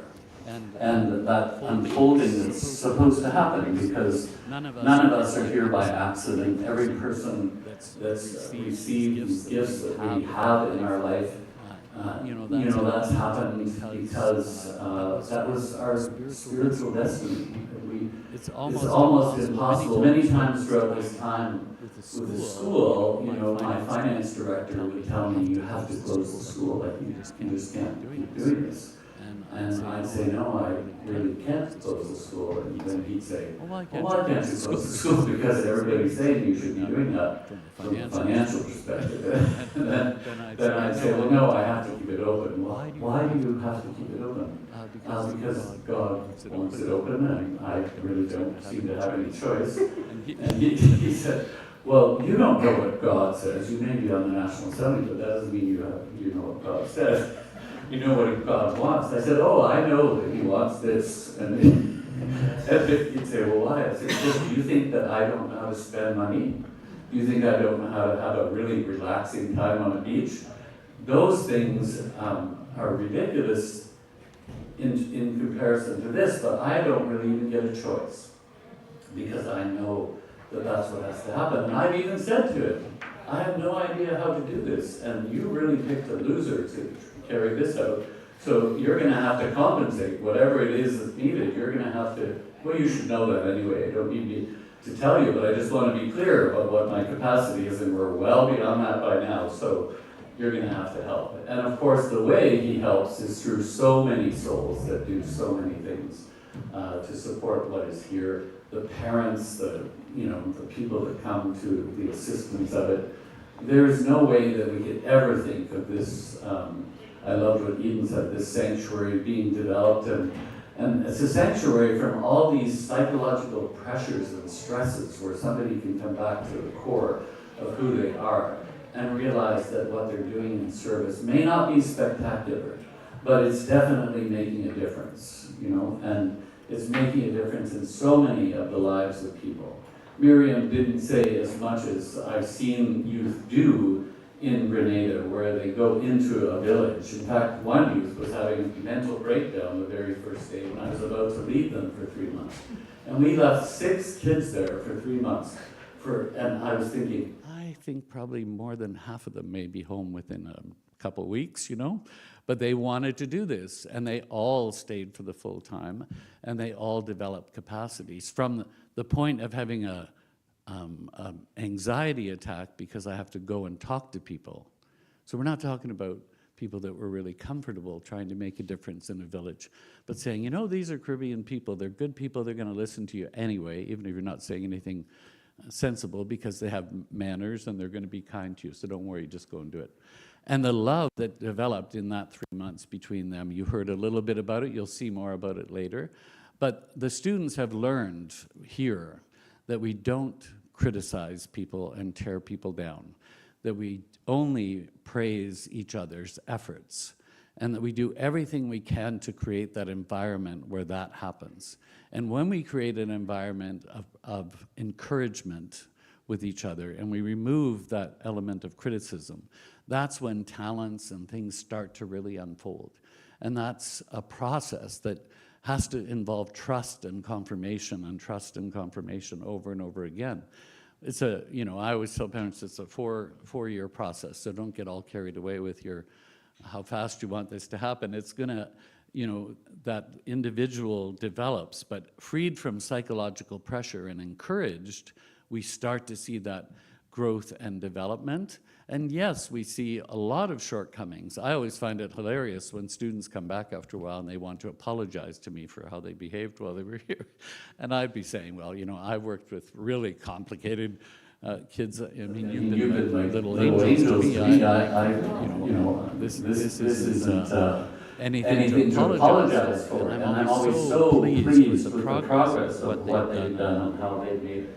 I wanted to say that when I, you know, the school began, many of you heard me say this before, but the school began when actually my daughter ended grade 9, and she said she wanted to quit school. And I thought, at the end of grade 9, my eldest daughter, and she said, yeah, you know, all the students are talking about sex, drugs, alcohol, and backbiting.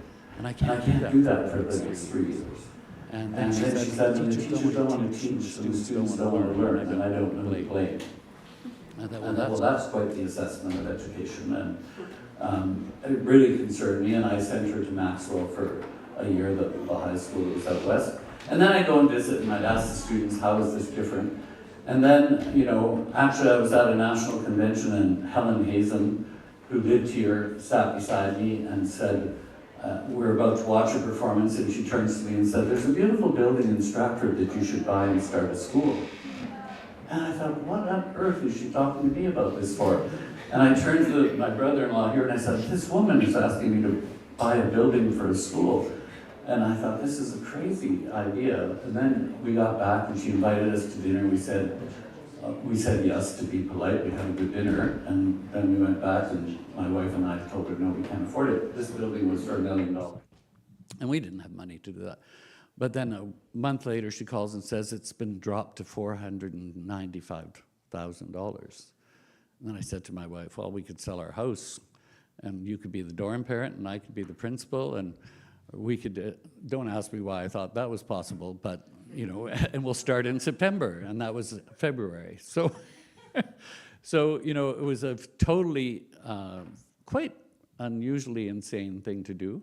And my wife, as I told you, it was probably more her, she said, okay, let's do that. And so we did, you know. And when I was shoveling snow out here up to my ears and thinking, I'm just going to die here in the snow. And, and they're going to need a different principal, you know, because we had to do everything, of course. But then from this to keep going and going for it. I'm telling you this because I don't want youth to think that things are really complicated to get started, you know. You really just have to get started and make something happen. I'm not suggesting that everybody do that kind of get started, but everybody has their own get started kind of way. But doing things and then having confirmations. And the reason I wanted to say that is that because I didn't know what I was doing, I wanted the teachers, I only hired teachers that didn't have full-time jobs because I thought, God, if we fail in 3 months, I don't want to be responsible for them losing their job. So I hired, you know, teachers that were good teachers, but wanted this vision. And then every Friday we would reflect for a couple hours about, I don't want to just start a school for academics. They exist already. I want a school that's going to integrate spirituality with education, with physical and material and spiritual development. So that's not going to be easy because it hasn't been before, and we don't want to do it in a way that's judgmental or excluding other people. How are we going to integrate? How are we going to make a world school that would allow people to come from every background and make them feel comfortable? Because if anything, a Baha'i must be a host to everybody and must make everybody feel welcome. And we don't do that by making people feel that we think we're better than somebody else or that we judge other people. So always we were saying, and I had two rules. One was we never blame the students because we're in charge of the environments. And so if the students aren't showing us what we need to see, then we have to change those environments. We have to think of what might help, what kind of programs would change things. How do we integrate these two things together? So when we hired teachers, we asked them to put the moral capabilities into their lessons, and that was part of what their job. Can they integrate moral and material education together in how they're going to teach? So this was the challenge for them from the beginning. It was our challenge, and we certainly weren't doing it from a learning position. We're doing it from what is truly profound spirituality. Well, in the faith it says, our religion's pretty simple. We serve all of mankind without distinction. We love all of mankind without distinction. That's something that's not easy to do, but at least it's clear what you're supposed to be doing. And the second thing we do is we are lovers of truth. And we will search for the truth wherever it is, and we'll try to figure it out, and that's a constant endeavor. And we're always learning from our search from the truth. So the people of the world believe these two things. You know, everybody believes those two things. And they know they should be doing them even if they don't want to do them. So if we use that as the basis, and then we say, now how are we going to work with a group of students to bring out their true potential? And that's kind of the start. The House of Justice judgment of what we did is there. The House of Justice is not just a few people that get together, it's a judgment.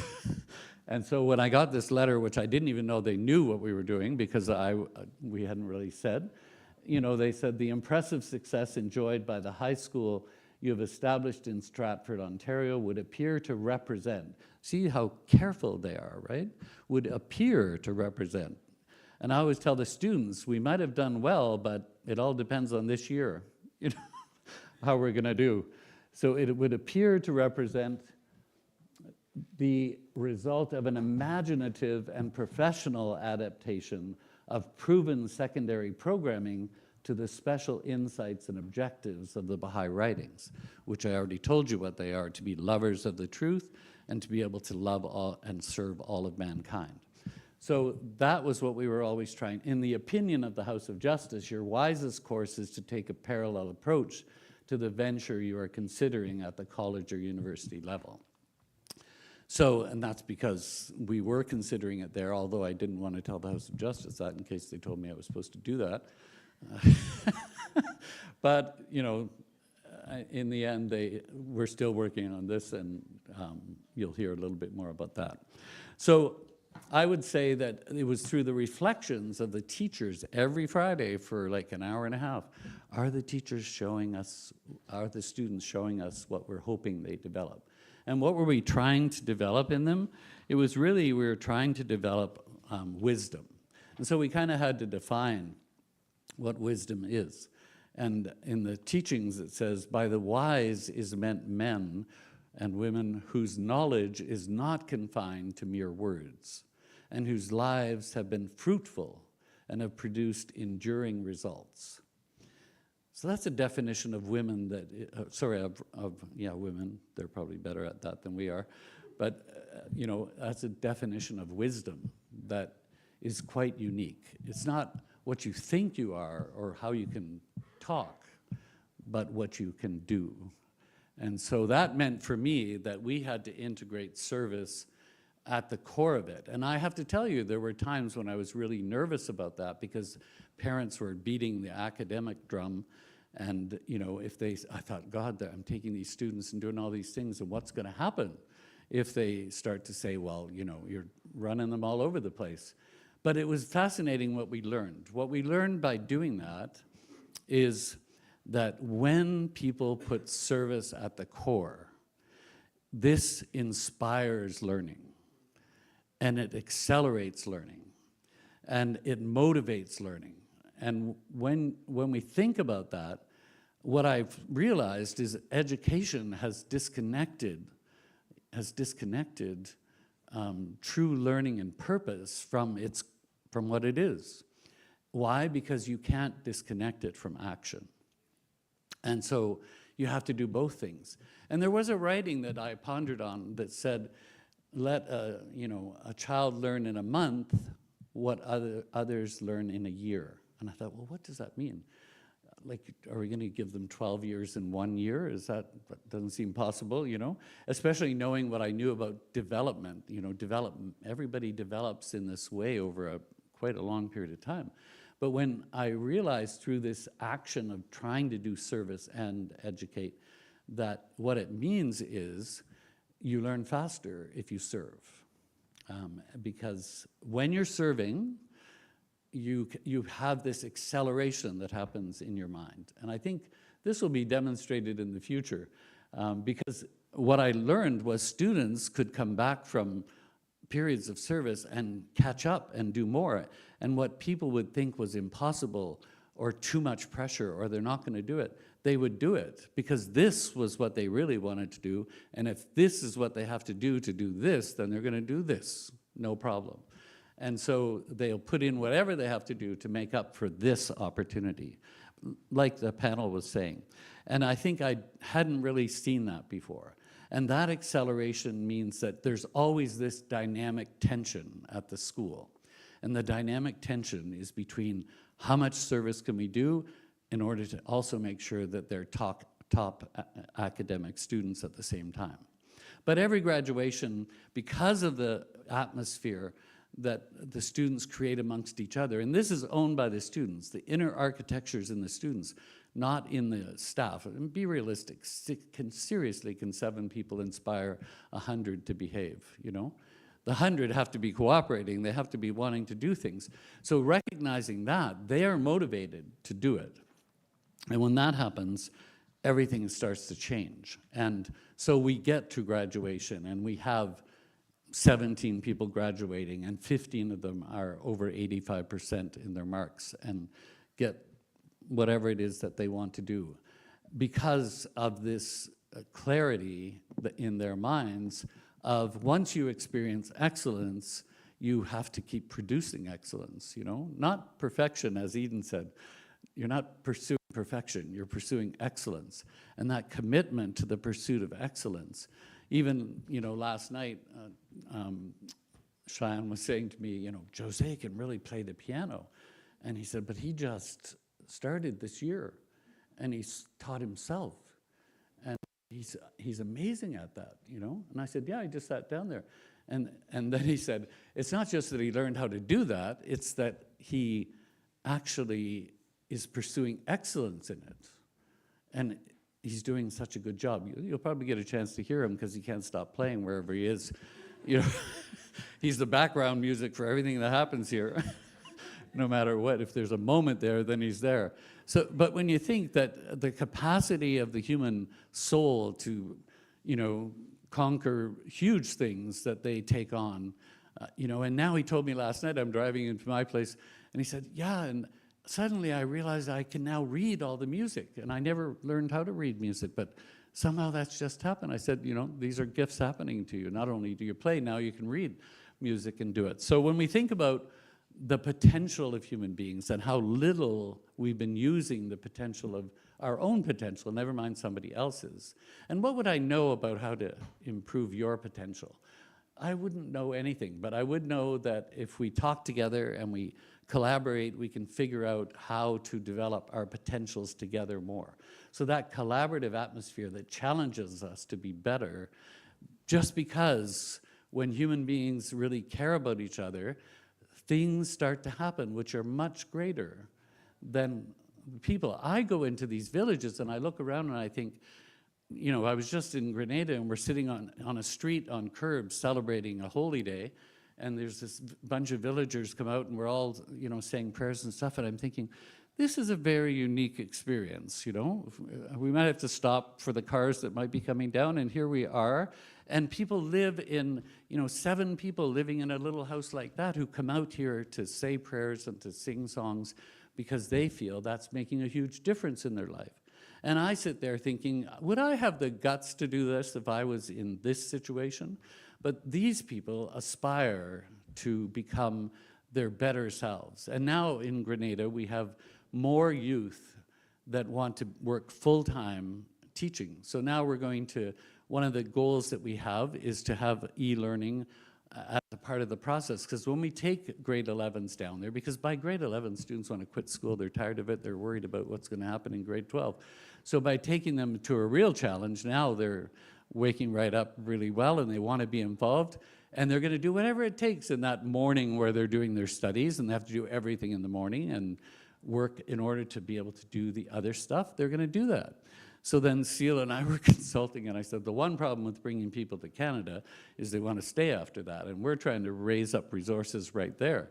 So let's bring the school to them. So when we have e-learning, so now we had some interviews with a number of those local youth who are now going to become part of Nancy Campbell while they're studying there, and they'll be able to get their diploma without coming here, but will be serving in their own community and developing that community.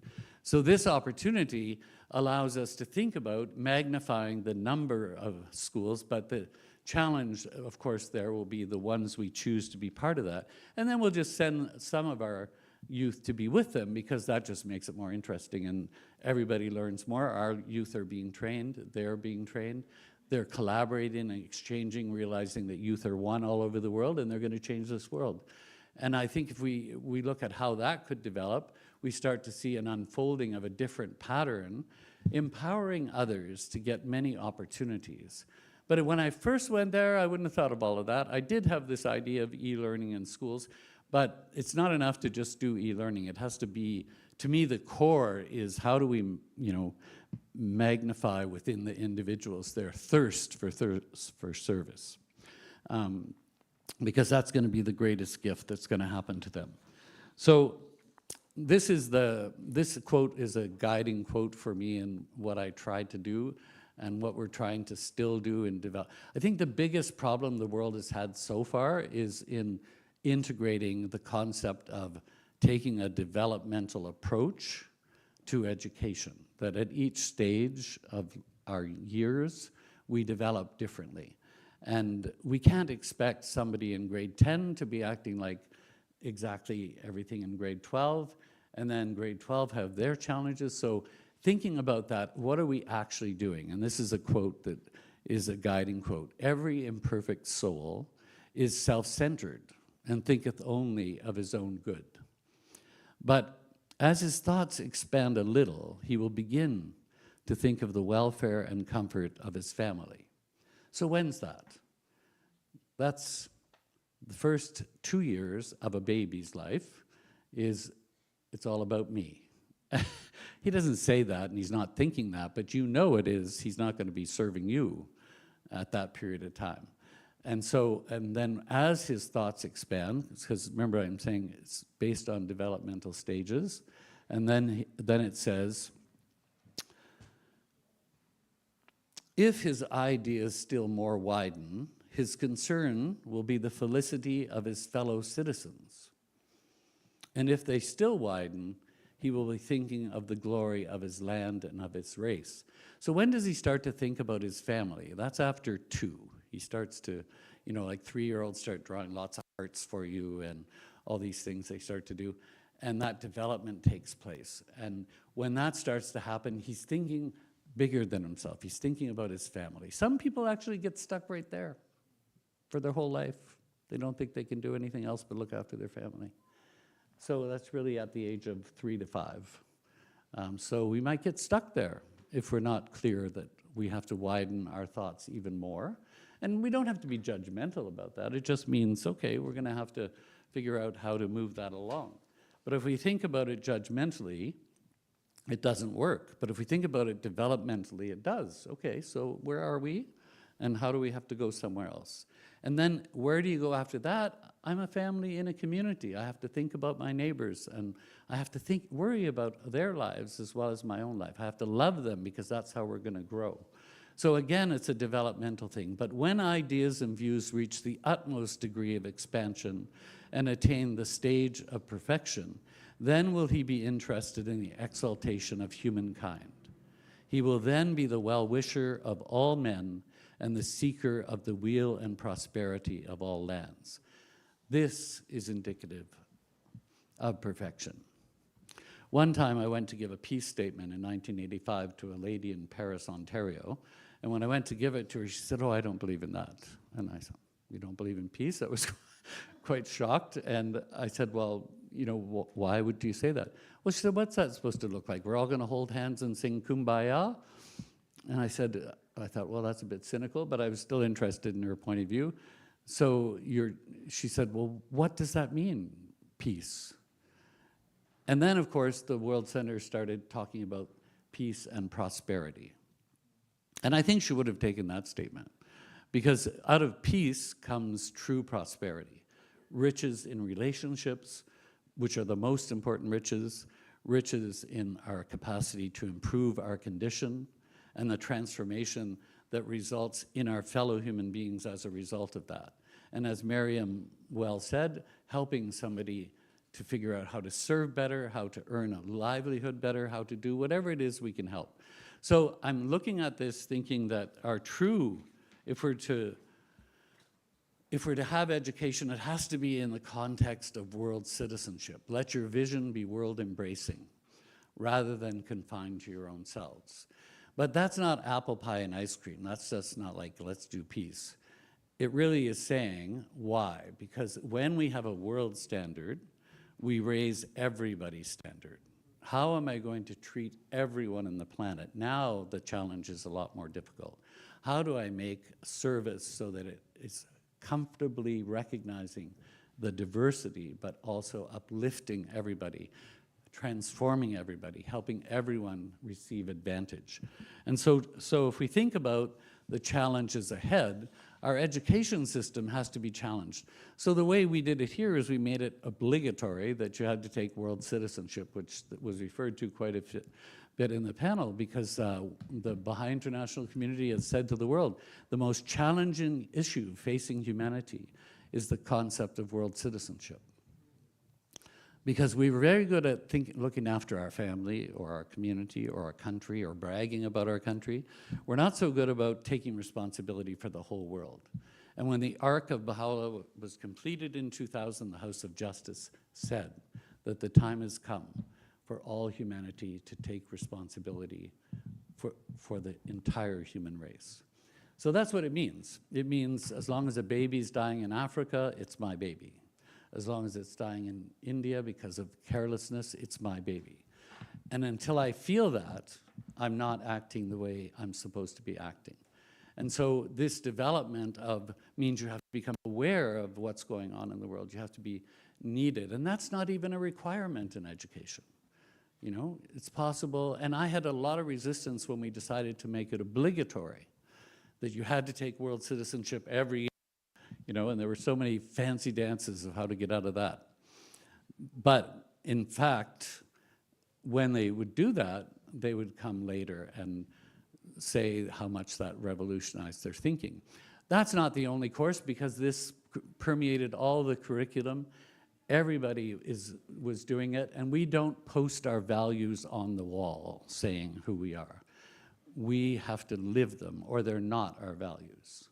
So making sure that the discussions are always about our goal, our collective goal of making that difference, is what inspires youth everywhere. So I want to just maybe take a few moments to say what some of the plans are. The original plan for the school was to multiply it many times. However, it took a lot longer to figure out how to do this curriculum. And you know, with the number of resources, it's really hard. You don't want to multiply something that isn't doing its job. So we have to know that it's doing its job. You know, otherwise we're multiplying some nonsense that somebody else will tell us is nonsense sometime, and we'll have to fight for something that we don't even believe in anymore. And the fact is, to me now, it's a proven reality, and it's so evident by, Jesus said, "You will know them by their fruits." So the standard is simple. It's you got to see what they're doing, and you got to know that they keep the most important things core. So if that's the result, and I'm not saying we know everything about that, I'm simply saying that whatever's happening and all the things that are going on, everybody is loving each other, supporting each other, and working in diverse climates, making a huge difference in the lives of many and inspiring others, but also helping others to become the people that do that. So in order to multiply it, I thought, okay, well, we bought this building because, you know, it was on sale. And I always liked Stratford, you know, 4 world-class theaters, great restaurants, no traffic. It's a good deal. And you can walk everywhere. But now the community has gotten very big. Families have come and they want to be part of this whole community. And really, that's to me what a school should be. It should be like a center where everybody's starting to feel enriched and their families are developing.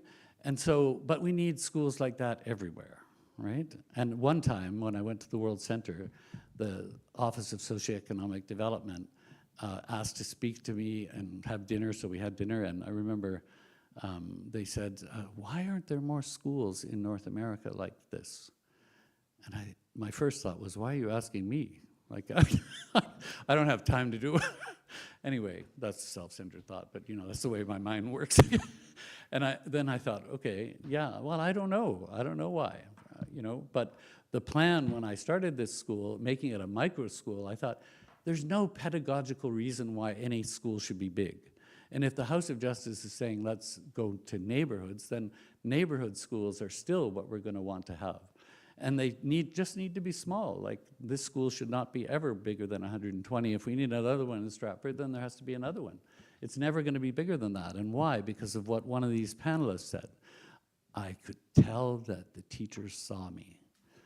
And you don't want to get to, how many of you would like to go to school, go to work with 1,000 people and think that you're responsible to get along with all of them and like them all? It's impossible.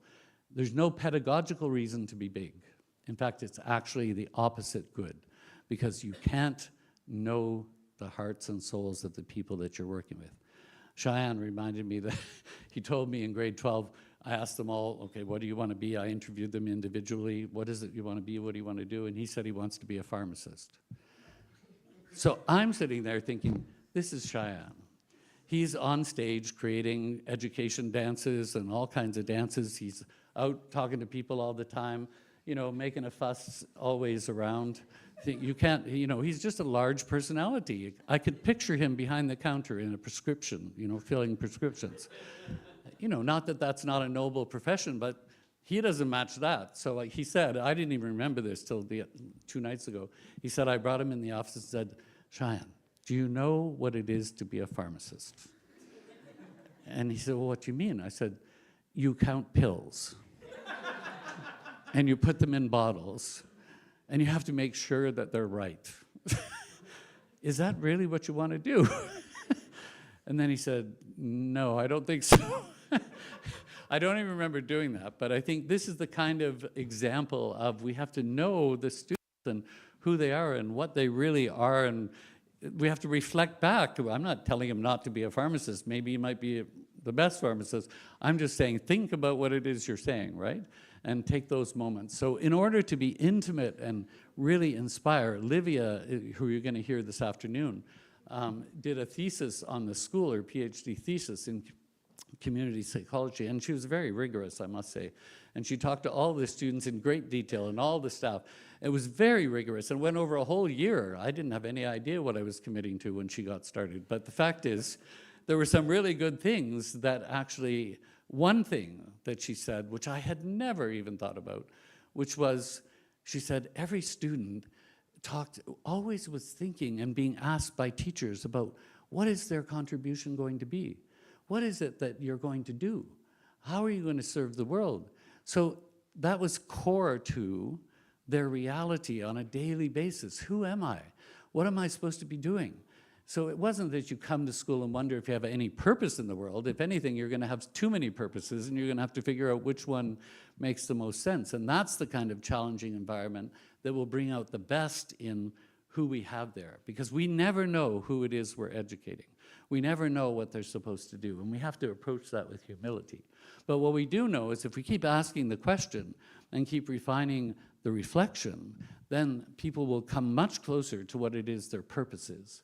And that can't be done when you don't know who you're dealing with, or when they're just people sitting in chairs. That can't be done. It has to be very intimate, as knowledgeable. And what does every parent want? Do not call me for an education meeting where you tell me all my kids' shortcomings. You know, is this what you think I hired you for? To find me problems? You think I don't already see what's going on? You know, this is not an approach that makes any sense. Of course, none of you have ever had that experience. But how many times have you been summoned and people just list all of the potential greatness of your child, you know? That's not really, that's a difference in shift of expectation, right? So that's very inspiring. So we have to multiply the number of schools. We have to make sure, in my mind, that they stay small. Multiply as many as you want, but make sure they stay small, because that's really the concept that I would talk about for the reasons I've said. And then, so we have a goal over the next 5 years to have 2 more schools. Hopefully, yeah.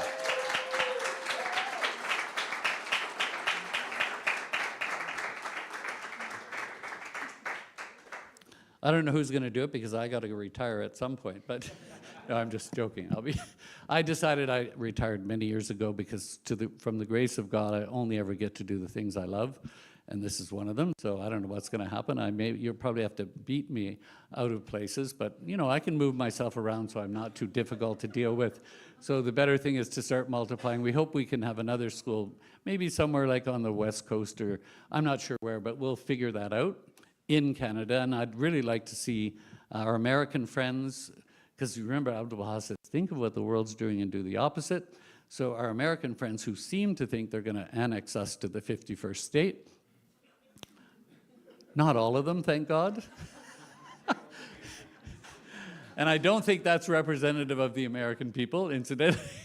But the fact is, our American neighbors, we just had in the last year a birth of charity, which Hushman and Payman have been very much involved in getting going. So people are actually donating to help scholarships in the school. We give about $800,000 in scholarships every year to students.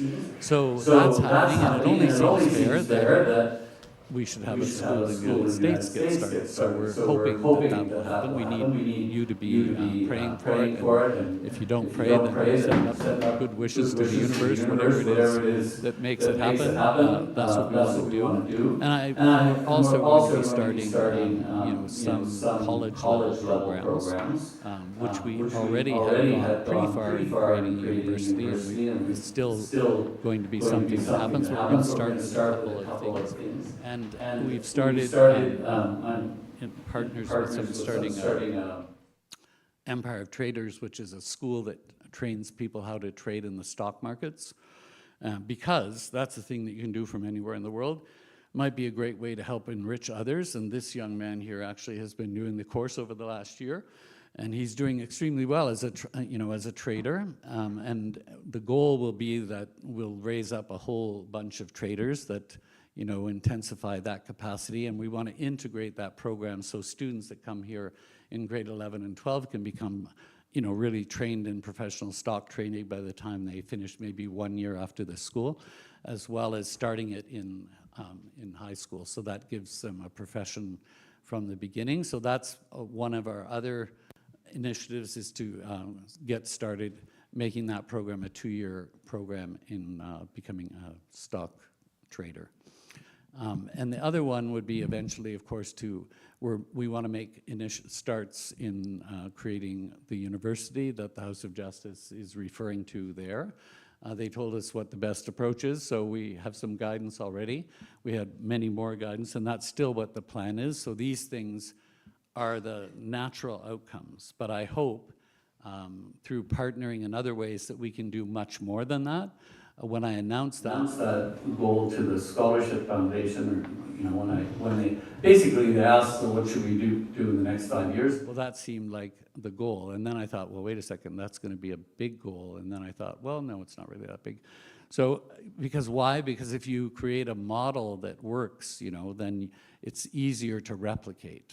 And I think that we've got it down pretty well to see what that's going to become. And we know its worth. And originally, the reason I started Nancy Campbell was because I had 5 children and I had hundreds of people working for me, and I couldn't just move my family out to be with my kids. So I had to move and start a school because we needed one. So I think there's probably a lot of people that would like to see a school develop in their city, in their place, and I think all we have to do is figure out what are the steps to multiply to make it happen, and we'll probably be doing quite a bit of learning experience in the Caribbean. House of Justice wants milestone 3. I often say category 3, and that's not a good thing to say in the Caribbean, because that's, in the Caribbean, that's a hurricane, you know? So milestone 3 in each country, and already Grenada, in just a little over a year, I don't know how official it is, but at this point, has moved, within a year and a few months, has moved from, 1 children's class to milestone 2, which is over 20 activities involving over 100 people.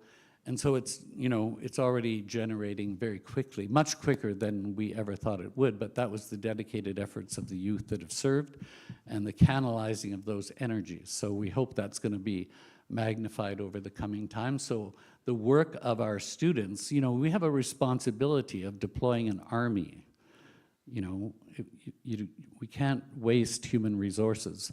And that army is so capable that we have to, and so we've created the SOAR project, which you'll hear more about later, and we said that's from the message of the House, that youth must soar, and we think SOAR stands for Service Opportunities Activating Resources, both local and our own. And so there's SOAR, we get to maybe buy a SOAR t-shirt if you want, but you can do it anytime you like. So youth here are getting very excited about it, other youth, and we can see a real transformation. So I want to think that many times we're challenged to serve by not really wanting to do more, or not wanting to do what it is that God's asking us to do, or that we feel in our hearts we're being moved to do. But we're not the ones that decide how long or how hard we work. The wisdom is in the trainer, which is the trainer runs the horses. And so we just have to say yes, as Miriam said, and we have to move forward because the world is very dark and it needs tremendous hope. And you'll see later some of the responses of the villagers that students have talked to, where I did some interviews with a few of them to talk about what it's meant to have these students come to them. That's later on this afternoon, and you start to that's going to start to transform the populations of people, and it's amazing to watch. So if we can get inspired here to want to do more, I have to tell you this joke because I learned it a long time ago and I really like it. I don't think I'll have to tell you when to laugh. You'll probably figure out when it is, because you might identify with the person. There was a monk, and this monk was very devoted to God and wanted to be of service. And he, in his devotion, decided he would take a vow of silence and not speak, only prayers, internal prayers to God. So as he was following this devoted path, and he's praying and praying and praying, he did not notice that he was getting near a cliff. And he fell over the cliff. And as he's going down, he fell about 50 feet, and he managed to grab onto the root of a tree. And as he's hanging on with all his might, he remembers, oh my God, or oh God, I can't say anything. I took a vow of silence. So then he goes into an ethical dilemma. Would God want me to say something, or would he rather me just die, So then he decides, no, I'm a devoted person to God. So I'm sure he's going to understand that I have to yell out for help. So he yells out, is there anybody up there? And this voice answers that says, yes. And he waits, his arm's getting tired. He waits, and he said, can you help me? And the voice said, yes. And he's still waiting. Then he says, "Who is this?" And the voice says, "It's God." Now he's worried. He doesn't know on what side of him he is, Because I yelled, does that mean I didn't have faith? Is he judging me? What's going on? He's not helping. He's not saying anything. And then he can't take it anymore. He's losing his grip. And then he says, "What must I do?" And God says, "Let go of the branch." And he looks down, and it's 150 feet to his death, as he imagines, or 50 up. And he's thinking, this is not good advice. But he's telling me to let go. And he thinks for a few minutes, and then he says, "Is there anybody else up there?"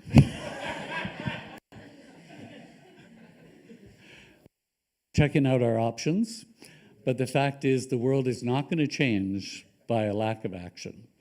And it's not going to change by a lack of faith. It's only going to change by us doing the things that we have to do in action to make a difference in the lives of people. Thank you.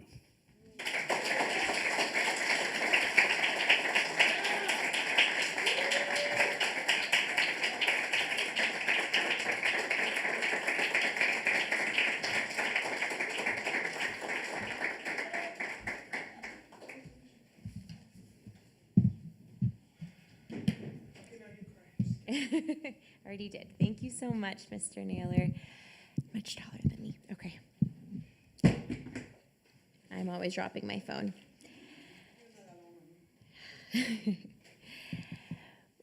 So there are so many people who couldn't be here this weekend, and Mr. Todd Smith, who served as a vice principal at Nancy Campbell Academy many years ago, is one of them. Although he couldn't be with us in person this weekend, he has shared a few heartfelt words. And reading his reflections on his behalf is our current vice principal, Miss Kristen Schaefer.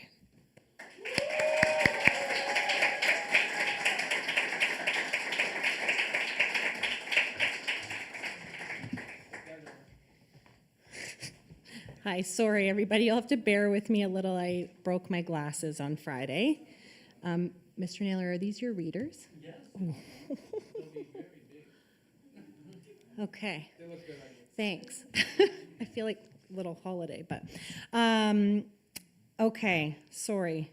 Todd Smith, I very much regret not being able to join you this weekend as you celebrate NCA's 30th anniversary. What an amazing milestone. It would have been wonderful to reconnect with old friends and reminisce during this momentous occasion. Because I can't, I thought I would write you a short note reflecting on my understanding of the significance of what NCA has achieved over the last 3 decades, particularly given the many challenges the world is presently facing. There is, as you well know, much to say about the forces of disintegration now at work across the globe, including increasingly recalcitrant polarization, excruciating disparity, and vile prejudice of many kinds, at the core of which, as the Universal House of Justice states, is a crisis of identity, as various peoples and groups struggle to define themselves, their place in the world, and how they should act. Without a vision of shared identity and common purpose, they fall into competing ideologies and power struggles. Sorry, Anita. Oh, it's just a little bit cut off there. In my understanding, sorry, everybody.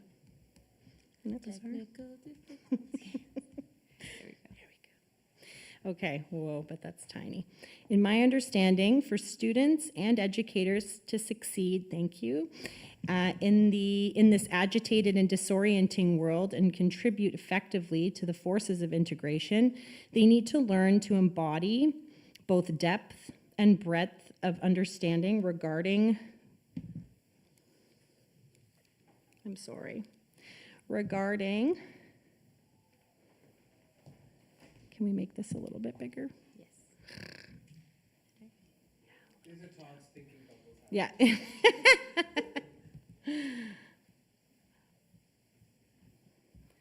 When it's not your glasses or your device. Where were you?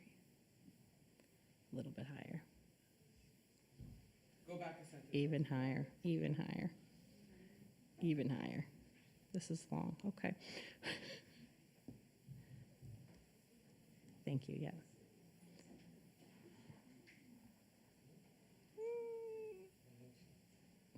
Okay, there we go. Thank you. Regarding the material, socioeconomic, and ethical dimensions of the subject matter they're studying in light of current societal conditions, access, analyze, and synthesize valid information, such as reliable empirical data, premises, arguments, beliefs, and animating concepts from a variety of scientific and other reliable sources. Generate useful knowledge in part by framing relevant questions and utilizing appropriate methodologies to actively explore them. Earnestly strive to solve complex problems by imaginatively and systematically employing various disciplinary and interdisciplinary ideas, tools, and technologies, and communicate with each other in a manner that's clear, moderate, poignant, welcome, sincere, and imbued with a posture of humility. They should also learn to do all of this while, in the words of the Universal House of Justice, being resolutely focused on transcending differences, harmonizing perspectives, and promoting the use of consultation for making decisions. NCA has clearly distinguished itself over the last 3 decades by helping thousands of students to develop such capacities which are so fundamental for the spiritual well-being of humanity and for augmenting the vitality of its social and intellectual life. Reflecting on the same message of the House of Justice, I think, Todd thinks, it is fair to conclude that the school has played a key role in enabling students to champion nationality in science as essential for human progress, to view everyone as a potential partner to collaborate with, to transcend the forces of materialism, to become ever more clear-sighted about the creative power of unity and humanity's capacity for altruism, and significantly to appreciate the power of the arts as a means for generating joy, strengthening bonds of unity, disseminating knowledge, and consolidating understanding. Todd is very grateful that Sandy, Graydon, Connor, Torin, and he have had the opportunity to work and learn at an organization that the primary goal of which is to cultivate service-oriented leaders who are committed to taking initiative for the betterment of their fellow citizens, their families, their communities, their nations, and their world. What objective could be more important at this pivotal juncture in the history of humanity's tumultuous journey toward manifesting its inherent oneness in all its destined glory and wonder? With much love and the best wishes and prayers for the continued evolution of NCA, Todd. Sorry, Todd.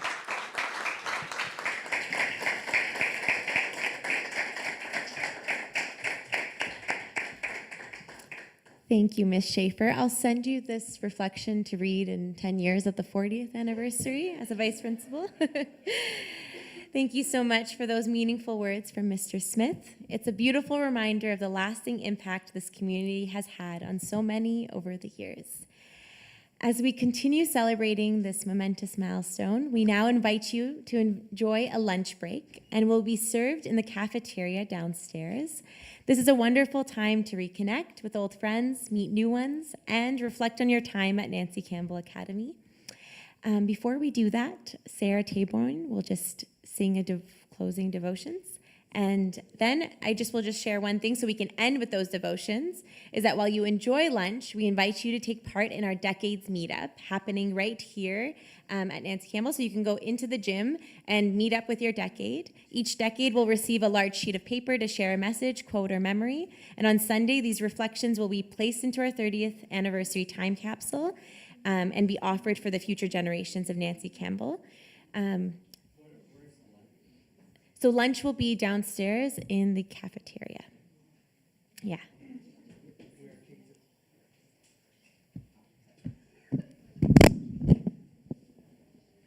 You can just put it there.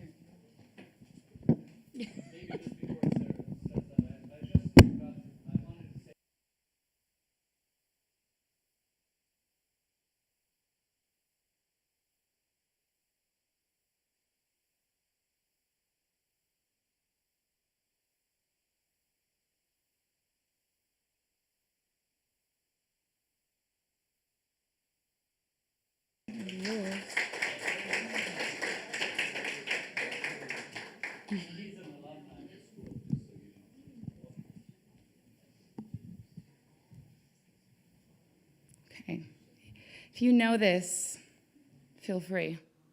Sing along. Okay. I've been saying this forever.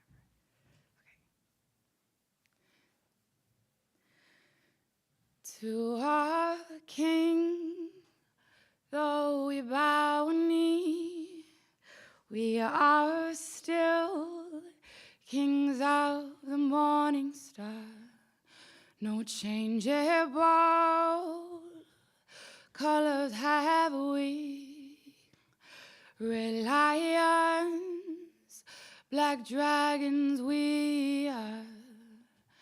To our King, though we bow a knee, we are still kings of the morning star. No changeable colors have we. Red lions, black dragons we are. Red lions, black dragons we are.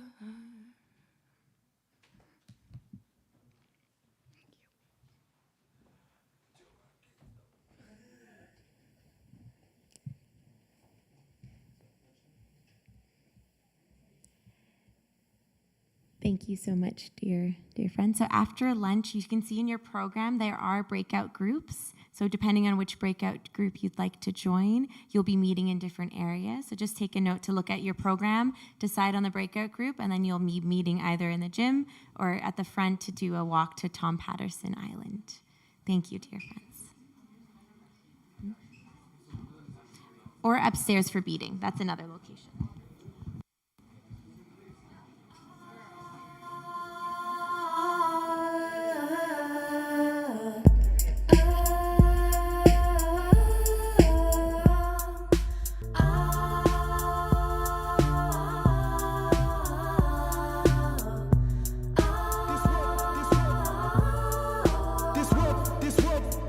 Messed up and it's hard not to hide when I want to shout out and break down inside. I've always asked God for help and hell I've even cried, but I guess he's hard to find when only Satan's by his side. But I'm bringing the power, I'm bringing the gore, I'm bringing you the pressure you ain't never seen before, the stuff to have you on your feet and leave you asking me for more. It's the power of the youth and I got it in store.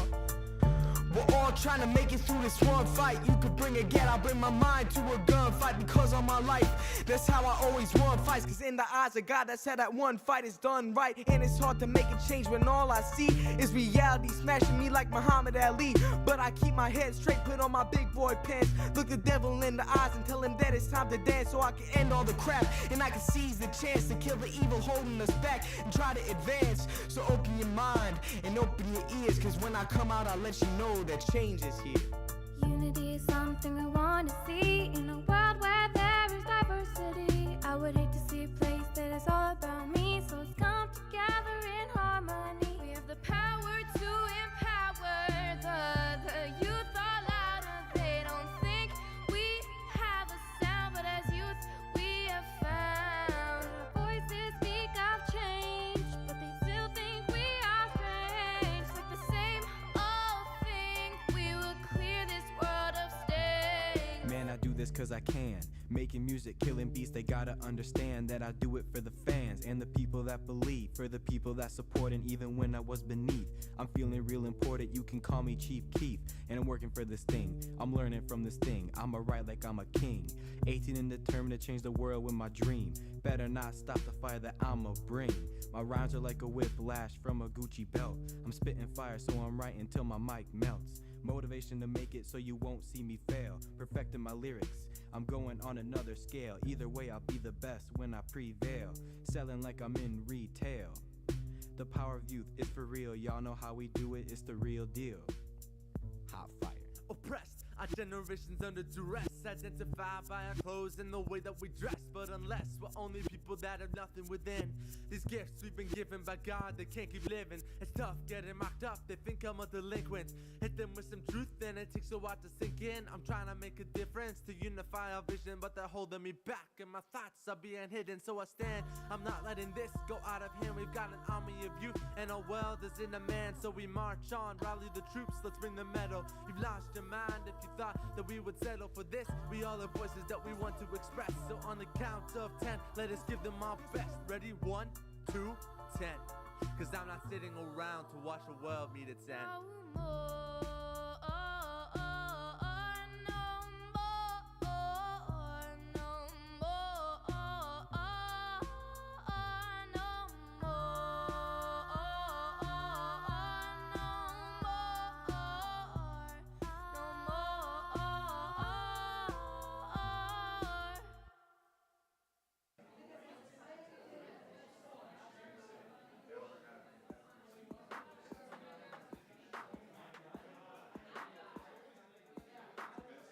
Miami started when I moved to high school, when tank tops and snapbacks were all that were cool.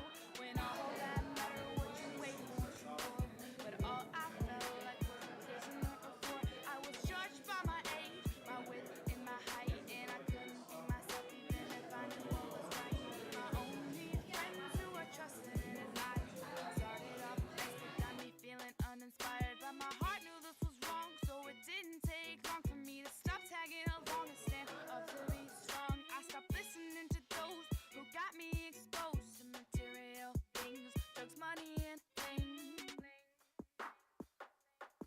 I'm never present in the moment cause my fingers always tapping. Never look your way cause I'm always chit-chatting. This is the cause of all the people